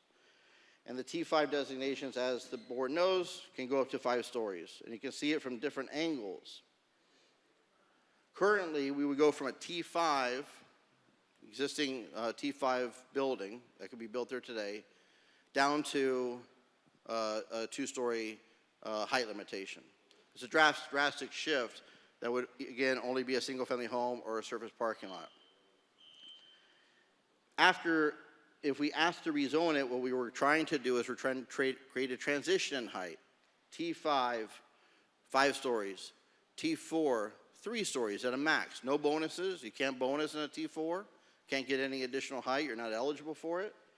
And then to the residential area, you go down to T3 and you get to 2 stories. So 5 stories, 3 stories, 2 stories. We thought that that was appropriate. Now, I mentioned a moment ago about the different uses and the purpose of this application. I wanted to highlight this. This is all in your agenda packet, by the way. So if you want to refer to your agenda packet, that's there. What you have in this column is you have the T3L use classification, and then you have the T4L use classification right next to it. There are certain things I want to highlight. One, I mentioned that the Courtney office building has been there for many years and is continued to be an office building since 1958. And they do have plans to improve it with the T5. But with the service parking lot being T3, they can't put office there today, and I'll show you. So the blue represents each use category, and under that use category is a white column, and that white column is the specific uses that can go there. The office, you can see, under T3, it's empty. What it means when it's empty is that you can't apply for a public hearing, you can't apply for administrative hearing or administrative approval. You're ineligible to make that application. Under a T4, it will be permitted. Office is permitted. There's other uses that are there, including multifamily. That would go from a not permitted use to a permitted use. Two-family residence will go from a not permitted use to a permitted use. A dormitory, for example, would go from a not permitted use to a public hearing approval. But one thing I want to make sure, because I'm going to talk about that in a moment, one thing I want to make sure we all understand, because some of the neighbors here today support the application as modified with the withdrawal. Some of them do not. But the ones that do not, a lot of them have a concern that this would somehow impact the ability of the school, that's the preschool, to expand. I want to make sure that we understand that it doesn't. It doesn't provide any additional benefits there, because under elementary school, under a T3, it's an exception, which is a public hearing. Under T4, it's an exception, which is a public hearing. A middle school, high school, which that probably is not approved for, it's not large enough for, is still an exception under T3, exception under T4, and the preschool, which is what got approved and is subject to a public hearing approval and tied to a site plan. The preschool is an exception under T3 and an exception under the T4. So they get absolutely no benefit from a rezoning with regard to an educational use. Now, I wanted to talk to you because I mentioned there was certain uses that you could build in a T3, T4, not a T3. But some of that is academic. And what I mean by it being academic is that in this particular case, each of those service parking lots are approximately 7,100 square feet. They're 50 feet wide by 150 feet long. They're very narrow lots. If you go through and you go through the different categories with regard to development criteria, I'm just going to run through, I think, what's the most important. I wanted to explain the differences. The maximum lot coverage between a T3 and a T4 goes from 50% to 60%. It's a 10% increase if this application got approved, which equates to a 7,000 square foot lot to 720 square feet for building mass. 720 square feet. The maximum height would go up from 2 stories to 3 stories, 1-story increase. The density will go from 1 unit, based upon 7,000 square feet, to 5 units, which is a 4-unit increase for residential. Again, because these properties are parking lots that are required to service the existing uses and the future uses of those North Miami frontage buildings, my personal opinion is you can't fit any more parking there, so you can't have residential uses.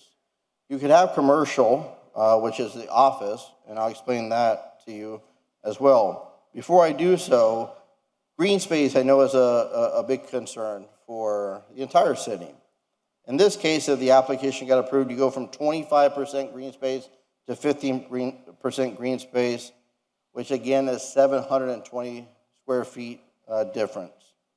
The setbacks, the only setback that would be affected is a front setback. You go from 20 feet to 10 feet, and that's the front setback along the street. Now, moving along, trying to move quicker. For the 7,000 square foot lot, with a 50-foot wide lot width and 150-foot wide lot depth. The development area is 4,600 square feet approximately. Before, under the T3, for a single-family house. If you went and you got the rezoning approved, the net difference is 450 square feet. The net difference is, the total is 5,130 square feet instead of 4,680 square feet. It's a de minimis difference in our opinion. Now, I just handed, and I'm getting to the conclusion of my presentation. I'm trying to do it quickly. We had, over those 18 months, we had extensive neighborhood outreach. I handed out, or the clerk was nice enough to pass out 2 handouts to you. The first one is labeled Buena Vista Stakeholders. And there's 2 letters there. Those letters indicate, and there's a representative from that organization that I'll speak here today, that after meeting with the applicant and explaining everything, the Buena Vista stakeholders support the application as modified, again, with the withdrawal of 4136 North Miami Avenue. If you flip to the last page, I personally went knocking on every door that was abutting us. And if you look specifically at the first signature,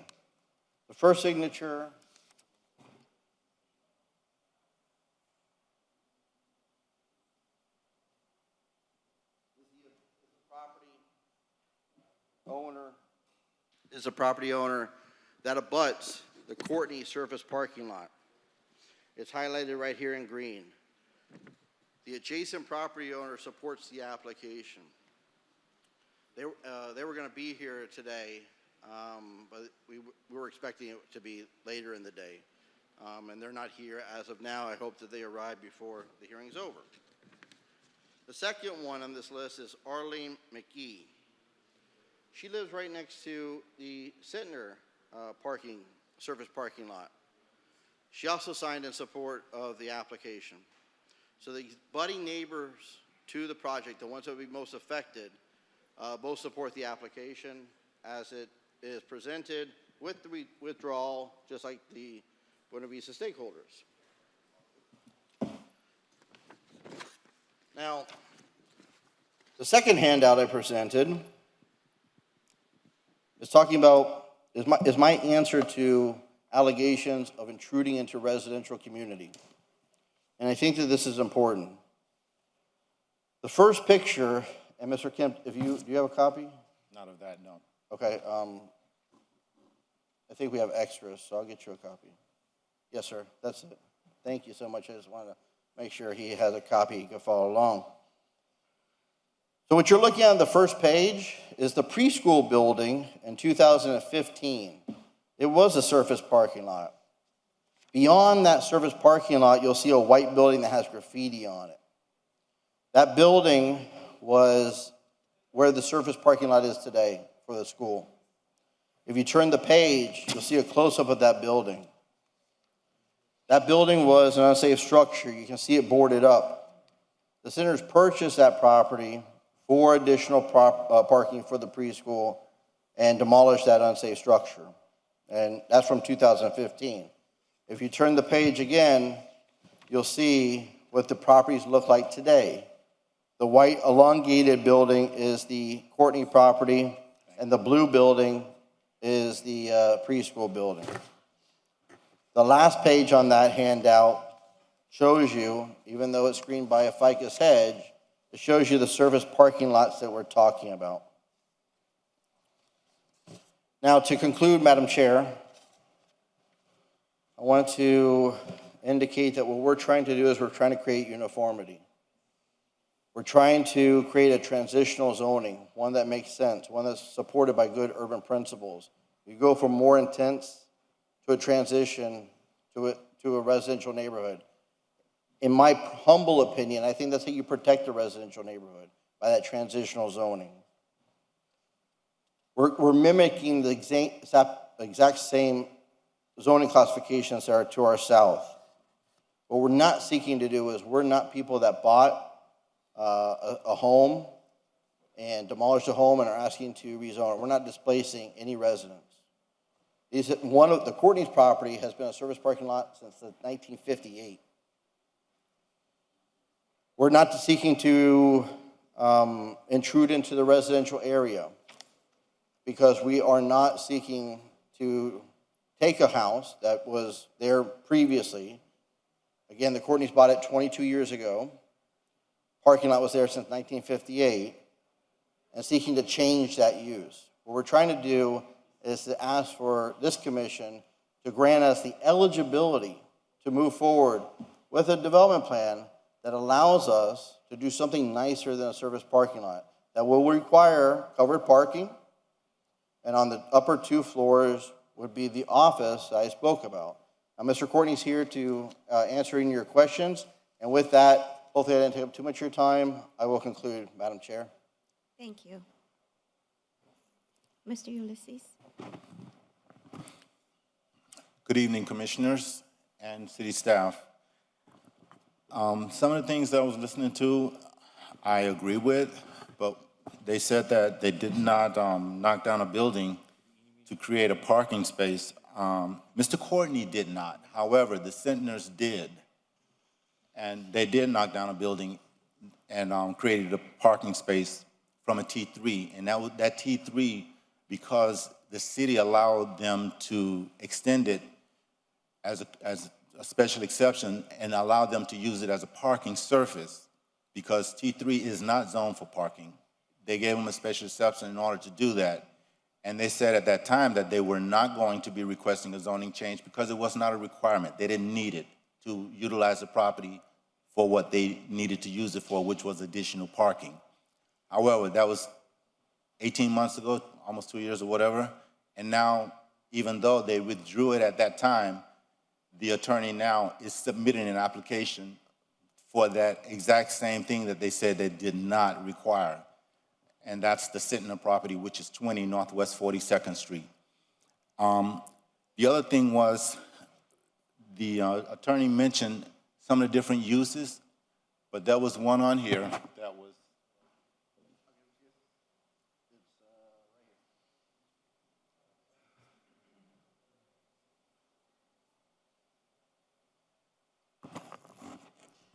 there were a couple on here that I was very concerned about, and that was the bed and breakfast, which, again, they can put a bed and breakfast there, and he didn't mention that part of it to you, but it is allowed by right. And the other thing is, with an exception, they can put an alcoholic and beverage service establishment there with an exception, but it is something that not allowed at all in a T3, but in a T4, it is allowed. He kind of selectively picked the things that he thought would be most beneficial to you here.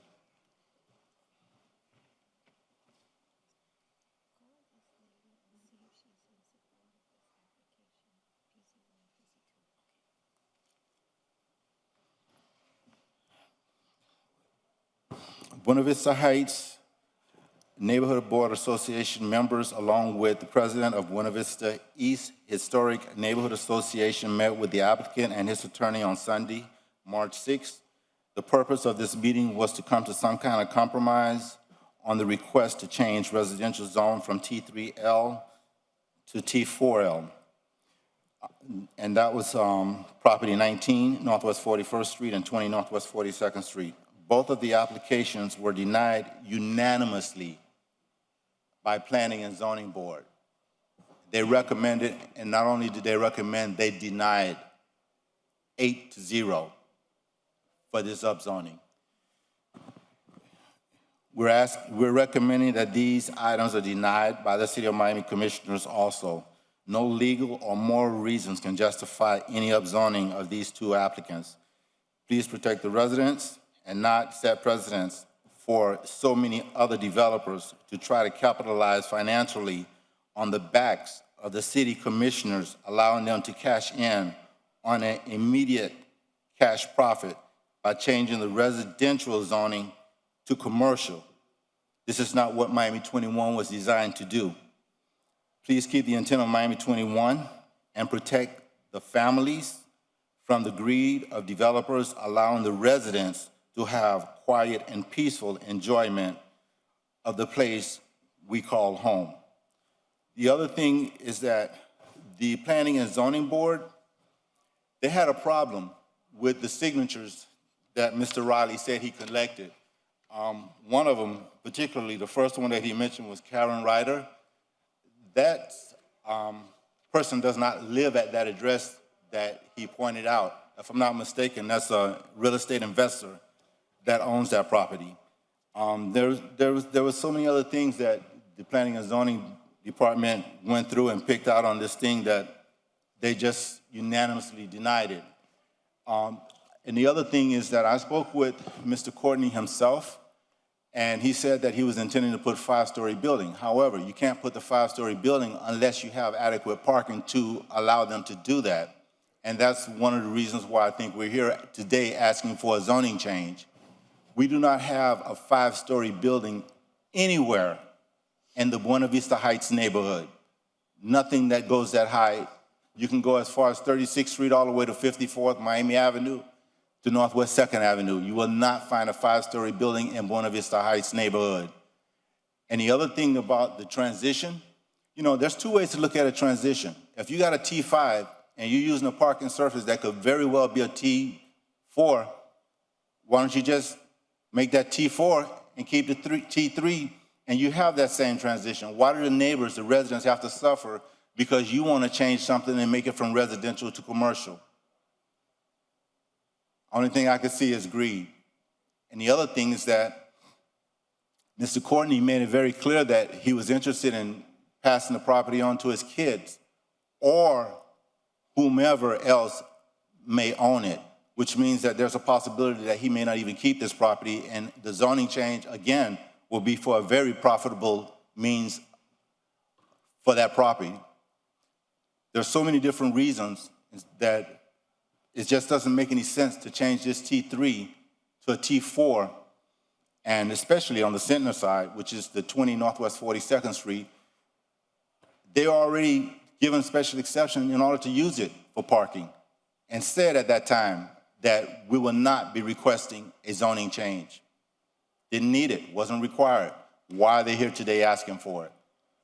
And the T3, T4 on the parking, that surface, Mr. Courtney himself, since he acquired the property, did not knock down a house and did not change the surface on that. Well, the surface was changed, but Mr. Courtney didn't do it. That was done before Mr. Courtney bought it. It was a house there, it was knocked down, and when Mr. Courtney bought it, they were already utilizing it for parking, but they later on resurfaced it and made it a very nice looking parking area.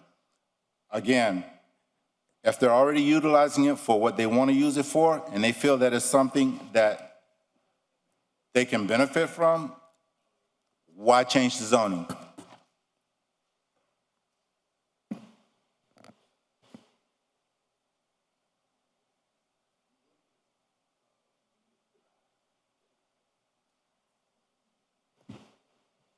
Are you finished, Mr. Ulysses? Mr. Ulysses, are you finished? I would ask that you guys follow the same trend as the zoning, Planning and Zoning Department, and recommend highly that you deny this process for upzoning, which is totally unnecessary. Okay. Thank you. Mr. Courtney, would you like to say something? Please.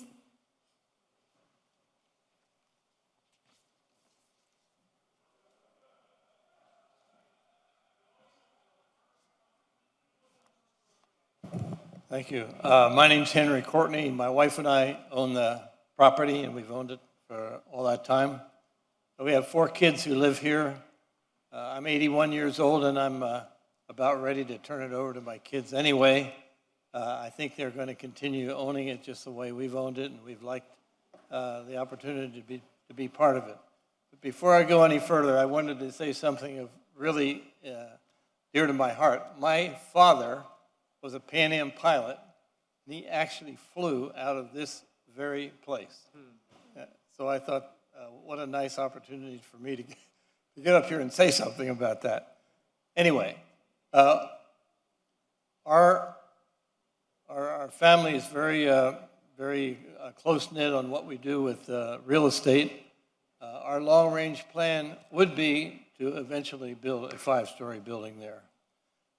Rather than have underground parking or some other way to do it, I think it would be better to have like a 2-story or a 3-story portion in the back on that 50 feet to be able to park cars. Oddly enough, my wife is in the furniture business, the decorating design business, and she wants to keep things going nicer and nicer. And she grew up on Northeast 73rd Street, and she's always said, oh, I'm looking forward to the Northeast coming back again. And we're hopefully part of that coming back again. And one of my kids is a contractor, and he worked for the company that did the design district. And his wife, who's an architect, worked for the architecture company that did the design district.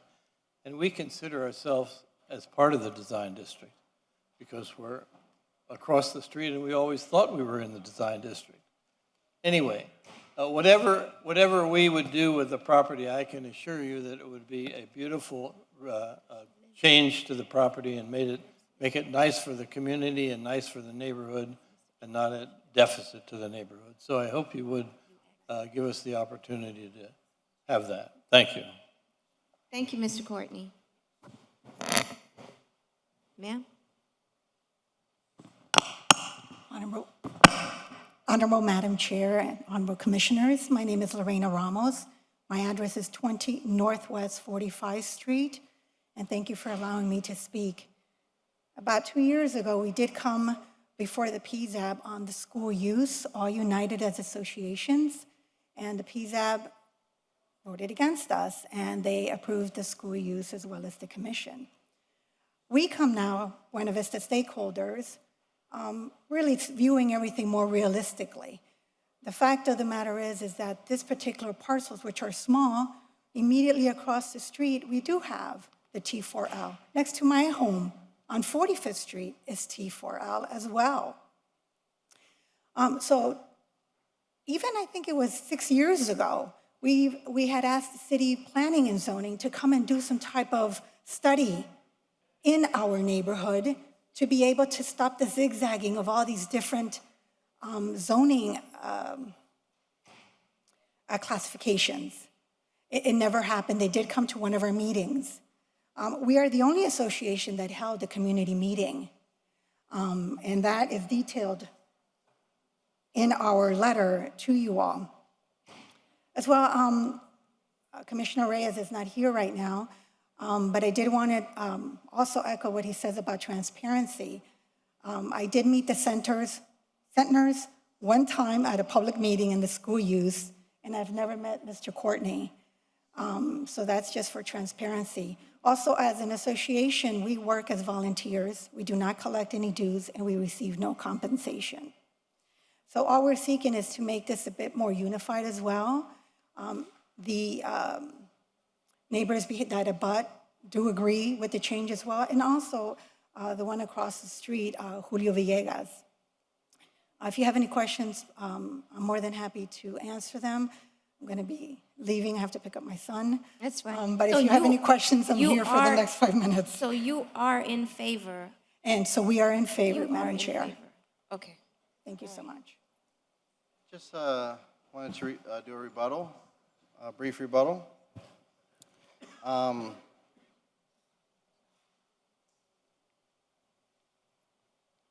Some points were raised by Mr. Kemp. I'd like to address those.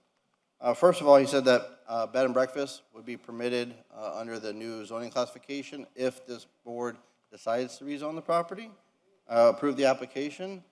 We have no intention of doing a bed and breakfast. We would be happy with a condition in the resolution that doesn't permit bed and breakfast. Same with alcoholic uses. We have no intention of doing alcoholic uses. We're happy to accept the resolution condition if this board has the will to do it. That doesn't permit those uses. Planning and zoning board.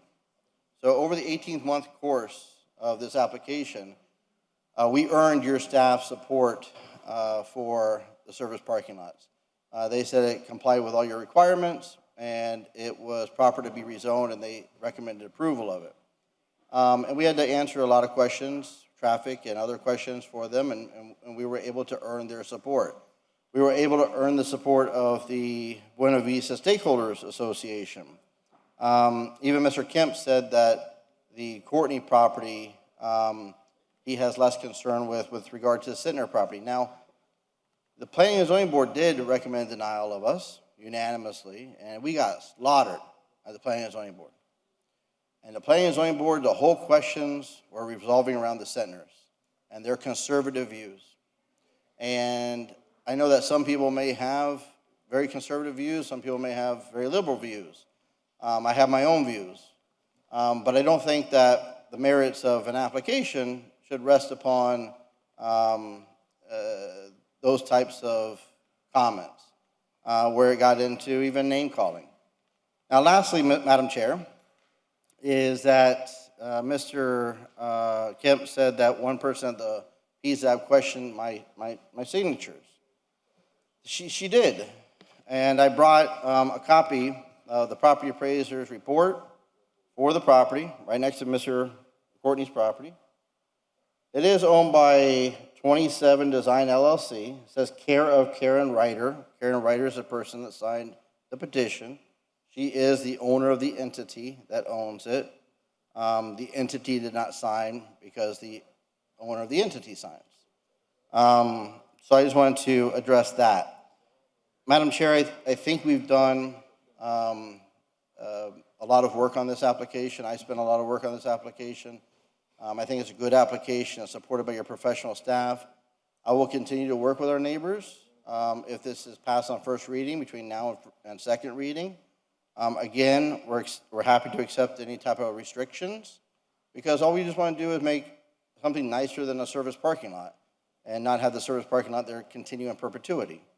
And that's all we're asking for. So we think it's a good application. We ask you to follow your professional staff's recommendation and to support the application on first reading with the understanding that I'm going to keep talking with Mr. Kemp. Well, I did check with the Miss Karen Ryder. I had staff call her. She does not live in the property. She's leasing the property, but she does own the property, so I understand that. And I understand that when you came before with the Centners, you said that you wouldn't come back for an ask. Is that correct? No. I want to be very clear about that because I may have a lot of faults, but the one thing I am not is a liar. And I came on that application, and at that time, we asked for a rezoning because we were going to ask for more children than what was ultimately approved. There was a lot of controversy in the papers and everything else at that time about the application. I withdrew that rezoning. I asked for a waiver of the 18th-month period in order to file this application, which was granted. Never did I say that we weren't going to come back and ask to improve the surface parking lot. I said I'm going to take it out of the consideration of this application, and the commission didn't approve the number of kids we asked for. They approved a substantially lower number of kids we asked for. So I just want to make sure, Madam Chair, the one thing I am not is a liar, and I would not mislead this board or our neighbors. I did not say that, never said that, and if I did, I would not be here. Okay. Vice Chair, do you have any comments? Actually, Madam Chair, I have some corrections, Okay. if I may. So there was one thing that Mr. Kemp said at the end of his presentation, that the Planning and Zoning Department recommended denial. For clarity, we have the partial approval, partial denial. He might have meant that the Planning and Zoning Appeals Board recommended denial, just for clarity. Okay. And then 2 points of order. One is the applicant mentioned they do not have an interest in developing bed and breakfast or alcohol service establishment, but that doesn't mean anything unless there's a covenant attached to it. So if that is the intent, we would require a covenant from the applicant to exclude those.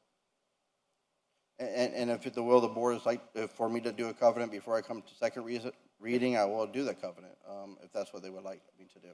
So that's Okay. now in the record. We'll have it before second reading. Okay. And then the third thing, ma'am, is there was an intention to withdraw one of the parcels from the application. Currently, that's the one that the city planning department is recommending denial of. Right. So the outcome of the vote, whether it's to approve the legislation as is before you today, or with withdrawing the item is the same. That particular parcel may not come back to this board for 18 months. Okay. Thank you, ma'am. Okay. So it is clear that you are withdrawing Yes, ma'am. that parcel. And we are not asking for a waiver of the 18th month. We're not coming back. And you'll come with a covenant that you won't have alcohol or a bed and breakfast. Madam Chair, I'll do that at a minimum, but I'll also work with Mr. Kemp, and there may be more items in that covenant. But I will do that at a minimum. Okay. Do I have a motion? Chair, it was moved by Commissioner Reyes, seconded by Commissioner Croy at 4:32 p.m. Okay, and we need to read this into the record? The titles are read into the record at 4:31 p.m. Okay. But Madam Chair, just for clarification, as is? With the No- conditions stated here? With the condition But I of the think that's covenant. between first and second reading? No, withdrawal today of, Yeah, right? So it's just a technical issue. George Weissong, Assistant City Attorney. If you were to just vote it down, because the legislation reads approving the rezoning and the land use, that action would be consistent. The 18 months inability to come back is the same for a withdrawal or for a denial, so the applicant wouldn't be harmed by that language. I was just speaking to the planning director. If we were to withdraw that portion of this item, it's kind of difficult because the legislation has two parts, approving and denying. So if So it would be we- better off if you just voted on it as it is, which is approving the two parcels and And denying denying the the- one parcel okay. versus trying to withdraw. I understand. Okay.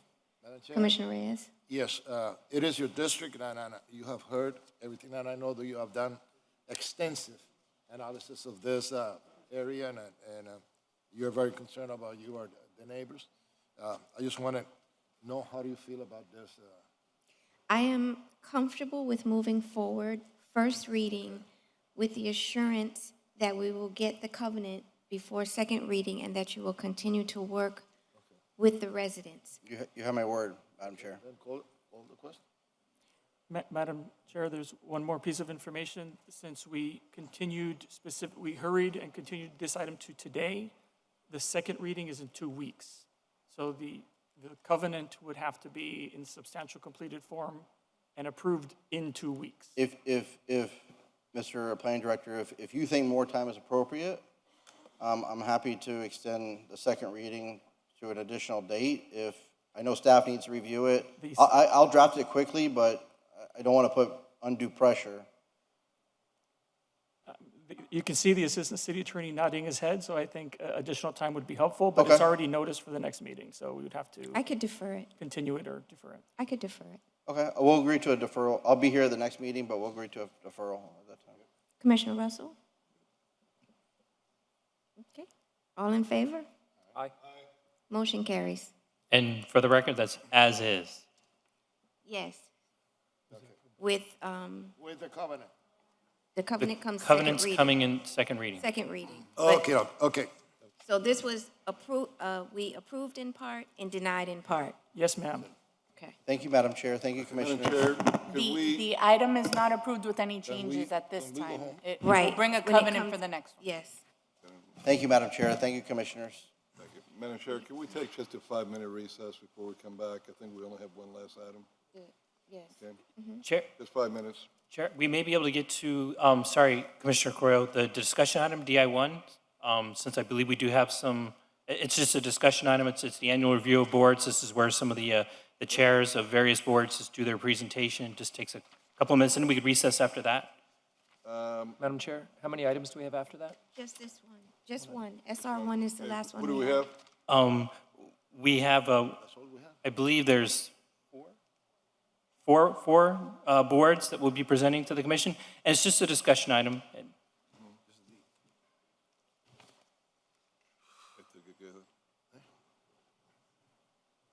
I apologize. Was the vote for PZ item 1 and 2? Yes. Yes. Okay, I'm sorry. Thank you. You want to be here for the The boards, yeah. if I have to, we could just take 5 minutes in a minute. I mean, I could run through the boards while you take a break. You have it? Okay, let me see if I could do that, I come back, because then we got SR3 that I need to finish. Right. And you could recess after the chairs, do their presentation. We were just trying to make sure that they were Very good. allowed to get out of here as soon as possible. Okay, so we'll have the presentations of the board committees, the annual reports. Whoever is here to present, please, you may come up to the podium.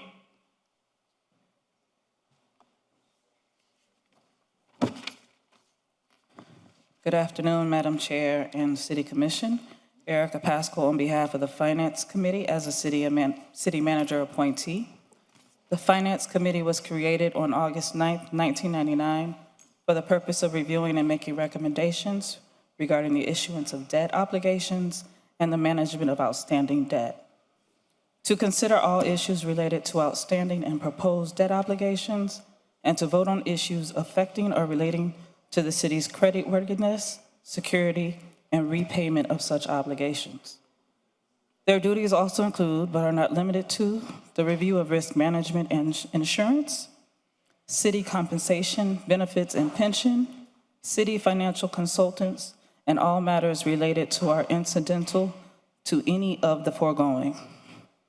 Over the past year, the committee was able to meet in person several times when quorum was established during the ongoing COVID-19 pandemic.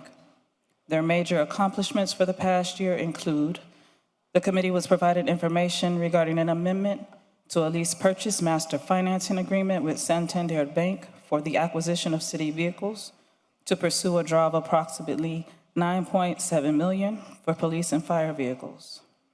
The committee reviewed and approved the financing of the non-ad valorem special obligation revenue bonds for the FP&L undergrounding project for $24.4 million. The committee reviewed the city's outstanding investments on a regular basis to ensure compliance with the city's investment policy.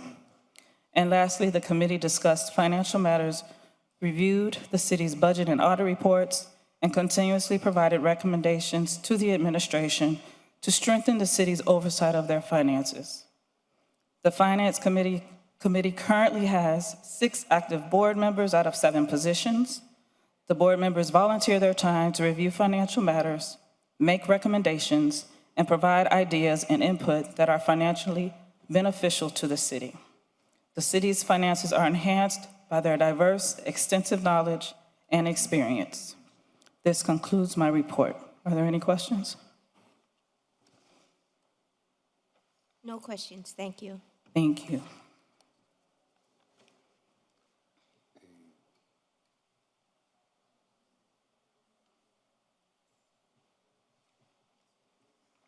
Good afternoon. Greetings to our chairperson, our chairwoman, the rest of the commission and staff.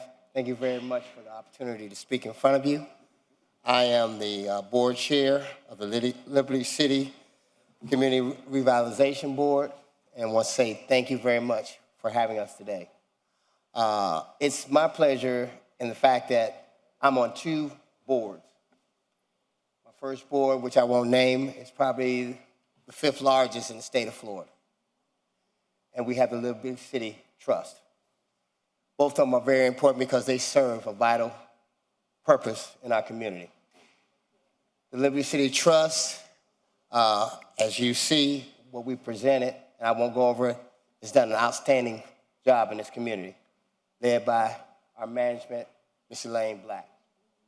I'm also here represented by one of my other board members, Mr. Mark Stallworth. What I would like to just say is that it's not always the size, but it's the punch that the organization brings to the community. This community serves primarily two specters of the community, our seniors and our youth. And we've been able, through management, to build a strong and vibrant bridge that is so important in the community that we serve. So with that, Ms. Black, would you like to say anything? Would you like to say something?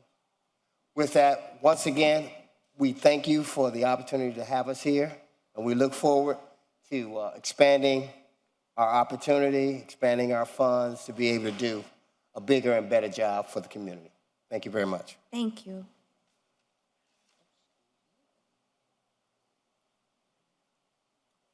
Good afternoon.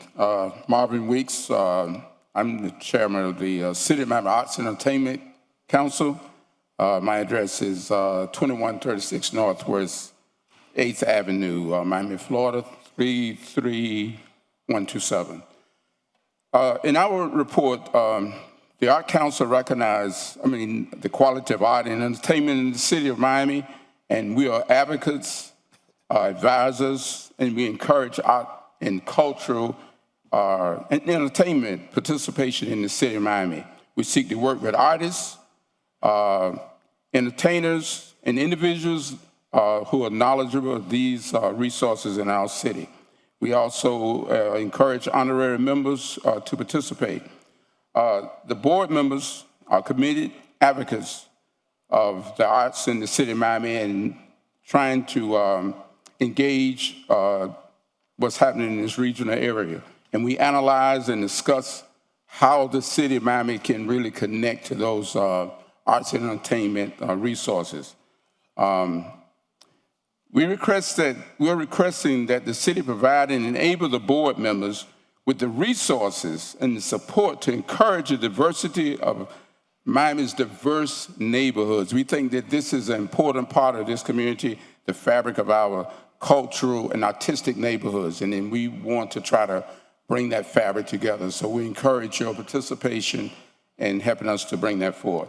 The city of Miami, we feel, should brand and connect Miami arts to Art Basel in a comprehensive relationship. There's, as we feel, no relationship with this major entity that comes to our community and the benefits that it can do for our neighborhoods and the economic engine it can drive to help local entertainers and artists to participate. And we encourage your participation in helping us to really create some type of official relationship that, as we know now, does not exist. And that would definitely benefit our neighborhoods when this major entity comes to this neighborhood. The Arts and Entertainment Council this past year, we discussed the organization programs during the pandemic to try to include diversity and equity in our community, including all the different diverse people in our community who can be a part of the culture and artistic venues in our community. We donated $2,000 from our Merrill Fund to the Motivational Edge anniversary program. And that program is a program that exists in Alapata that engages, educate, and empower young people of all backgrounds in the Miami neighborhoods through the creative arts and other education and development. We listened to a presentation from the Liberty City Trust, Director Lane Black, on the Liberty City Reimagine, an initiative that we're trying to create to reimagine Liberty City through the arts and culture that we think can connect it to the whole regional community and really help the economic and development of the neighborhood. So we encourage your participation in those efforts as we move forward. We discussed resources for collaboration with artists and businesses and attractions. We invited the Greater Miami Conventions Bureau, did a presentation on how Miami multi-tourism and development help and engage Miami neighborhoods. This presentation was hosted by Connie Kennard, the vice president of that agency. We discussed continuing our arts board with an event we do called Paint Me Miami and the Art Cafe. Paint Me Miami is an annual exhibit that showcases the images of our beautiful Miami community that we have annually. And we also have a project called the Art Cafe that connects with artists throughout our community by sitting down and eating the foods from that particular community and artists and entertainers working together. We also approved an ordinance to make changes to the legislature for our board and several different amendments that we proposed and sent forth. That is because we're having an issue with, and we encourage the commissioners to consider in those empty seats that are available on our board to try to have them filled. So we have sent some proposals to be amended, some changes. And last but not least, through the post-pandemic, the council look forward to continuing our efforts to support artists, art education, culture events with an increased budget. We need at least $75,000 to fulfill some of the dreams that we want to do, and we hope that you will consider in some way with a metropolitan city like Miami and major entities like Art Basel coming. We need some resources to do the things to reach our beautiful, diverse community. Thank you. We hope that you will consider some of these thoughts that we have. Thank you. Thank you.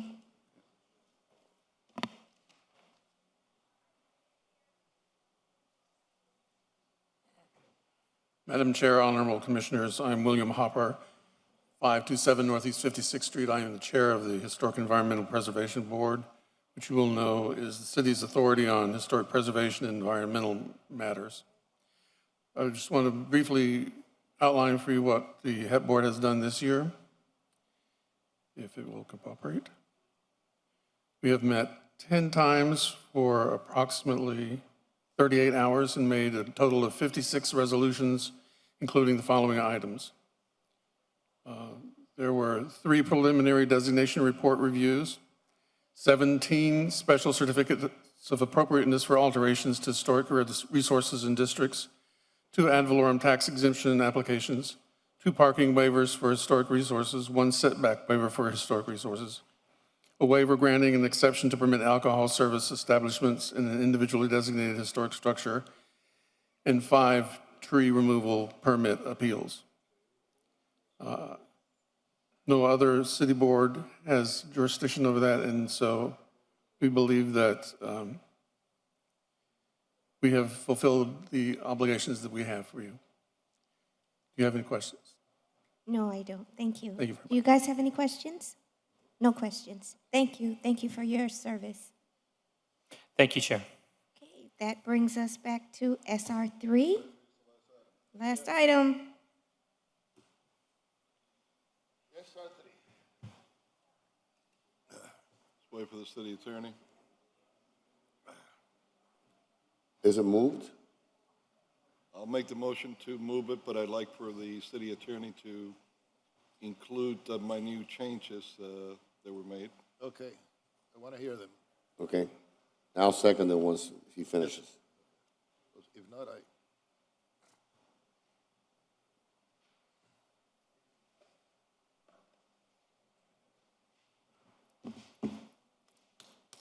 Madam City Attorney? She's getting slow. Yes, did I read this into the record finally? No. right? No. No. No. That's what I'm looking for one moment. Okay, SR2? SR3. SR3? An ordinance of the Miami City Commission amending Chapter 2, Article 10, Section 817 of the Code of the City of Miami, Florida, as amended, titled Administration, Code Enforcement, Administrative Costs, Fines, and Liens, to amend and provide the Code Enforcement Board a guideline for mitigation of code enforcement liens by homestead and non-homestead property owners, including timeframe limitations and percentages of mitigation allowed, containing a severability clause and providing for an immediate effective date. And the changes that Commissioner Carollo had suggested was that the exceptions would be if you were already set for a mitigation. Yeah, the request that I made, Madam City Attorney, was that anybody that had a date set already to go before the board would be grandfathered in. A date set, in other words, that I hope that all of a sudden you don't see 150 that pop up today. Right, so anyone with a date set to go before the Code Enforcement board would be grandfathered in.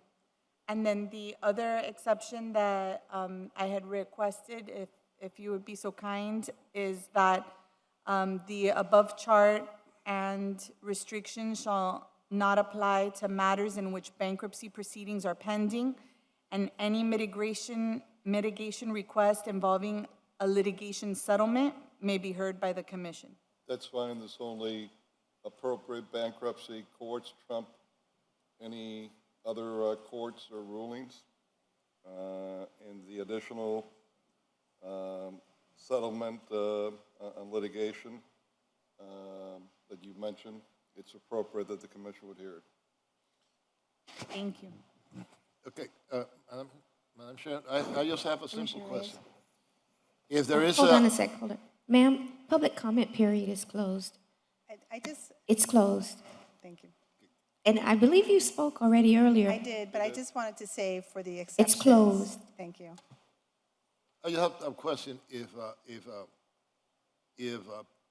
there is a property, that, and it is a non-homesteaded property, that it is bought, and it has all these violations, and the owner had not taken care of it, and if it is it's bought by the new owner wants to cure all the problems or pay the fines, and how long do we give him them, or there is an exception that he, as long he gets a permit and to cure it, but that gives me leads me into something else. If the person gets a permit to cure all the violations, but at the same time wants to work on the house, see, they get the permit and they wouldn't get a CO until all the violations are cured. The bottom line is, and this is part of what we were trying to resolve with this too, is that you have a cottage industry of individuals out there. Oh, yeah. That what they're doing is they're going to people that have created all these liens, and then they're offering them pennies on the dollars, and then they know the way.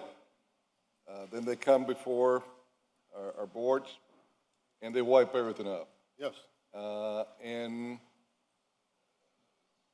how wonderful that the individual that has all the liens and hasn't cared and has made neighborhoods and neighbors have to live with all that, that then they're going to profit at the end, because the excuse is, well, I should sold to someone new and he had nothing to do with that, and then we're going to cure it all, and they make all the money and the city is stuck again with nothing. And this is But I do understand part of what we're you're trying to saying. cure. I understand, and you're absolutely right, because that happened to me, in my neighborhood. But my question is, how can we avoid that a person that has a bunch of violations in that house and sells it, and the new owner, even if, I know it could be a fake sale. It could be, but how do we avoid that a real sale, a legal sale, that a person that buys a property that is full of violations or that has a lot of, that person comes to, that person will be able to cure the problems of, and mitigate First of all, what I'm trying to do here is to try to force individuals that haven't cared, figuring that they could get a cure the way that's been happening. I come to before the board. And at the same time, they could just sell it. Stop that from happening. And to force those individuals into a situation that they're not going to be able to profit from their previous actions because they just sold it. First of all, very little of that happens unless it's someone that knows the system, that was gonna get a huge amount in discounted. Those are the only sales that you really were having, because let's be honest. If you get a property that's worth maybe 300,000, and you got a lien of $1 million plus on it, no one in their right mind Who's gonna buy that? is gonna buy that for anything. And you've been having instances and different amounts that's been happening because of that. So what you're really saying is something that in reality, by doing this, we're going to stop it, and we're not going to have to be worrying about that, because now owners of the property know that they can't play the game of selling it to someone supposedly, and then it'll be cleaned up in that fashion. Or that people might get even taken advantage of by that. But also, I've been thinking about this. But let me say this to you, Commissioner. Anyone that's going to get into properties like this to buy, they're grown-ups. They know what the consequences are. There's no way that anybody is going to enter. First of all, lending institutions, forget it, because lending institutions are not going to give any money with liens. So that means that they had a, pretty hefty deal in a discount, or it's like you said, that it's part of the game that they put a straw buyer forward. So I don't think that we should worry about that, because this is something that in a very short time, the system is going to clean itself. Absolutely. When they see that our laws are firm, are intact, and yes, we're giving people discount. Plus, you have to keep in mind that by the time they get into the up to 271 days, many people have been getting extensions and extensions and extensions, some that have gone for a year plus or 2 years before they get into the 271 days. The only fear that I have, and I agree that we have to put a foot down, is that if it gets to a point that they have so much, they owe so much money, and since nobody wants to buy, nobody's going to buy it, and there's going to be an abandoned property, you see. And if that is the case, I think that we should do something. If the property is abandoned because nobody wants to buy it, that we should take legal action. We're in the same condition today. Yes, we should take, but we're in the same condition. But I agree with you on that. Right. We have to take legal action at that. So we won't be witnessing a bunch of properties that are going to be. If it is abandoned, we should go after them real fast. Yeah, I agree. Okay. Anyone else? Commissioner Russell? Thank you. I appreciate that we're grandfathering in folks that are already in the process, but I'm worried about the future investment in the city. And I know it's very hard to distinguish the good players from the bad players, but I'm worried that with the baby with the bathwater, we're going to actually disincentivize investment in our city. My worry is that there's a million reasons you can rack up code violations, and many are very legitimate, but the process of appealing, it's meant to be code compliance and improve, and we get the results we want more than the money we try to collect. I think it's more important that the properties are up to code and that transactions can continue to happen. And I'm just worried this will chill that. And so I'm not in favor of it in its current form. Okay. I too am concerned. I don't want there to be an unintended consequence to property owners, but I also don't want to see people have liens. They get liens, and then there's no structure in how we mitigate these liens. I'm concerned about that. I'm aware of an instance where there were $1.5 million worth of liens on a property that was reduced to $10,000. And I know that doesn't happen across the board, so I am in favor of some structure, some standardized way that we address this issue. But I also don't want to be so inflexible that the little man gets caught somewhere. In these kind of cases, you're not gonna find the little man, you're gonna find the big man, because homestead property is not being Right. included. Right. And that's for also because of state statute that protects homestead property. Right. So if a year from now, we see that this is not working, we could revisit it. But at least we're setting the wheels in motion that it's not going to be business as usual in the city of Miami. That people are going to do whatever they want to do, not pay liens for years and years, and rack up huge liens, and then laugh at us. Okay. Are we ready for a vote? Yes. All in favor? Aye. Aye. Against. Against?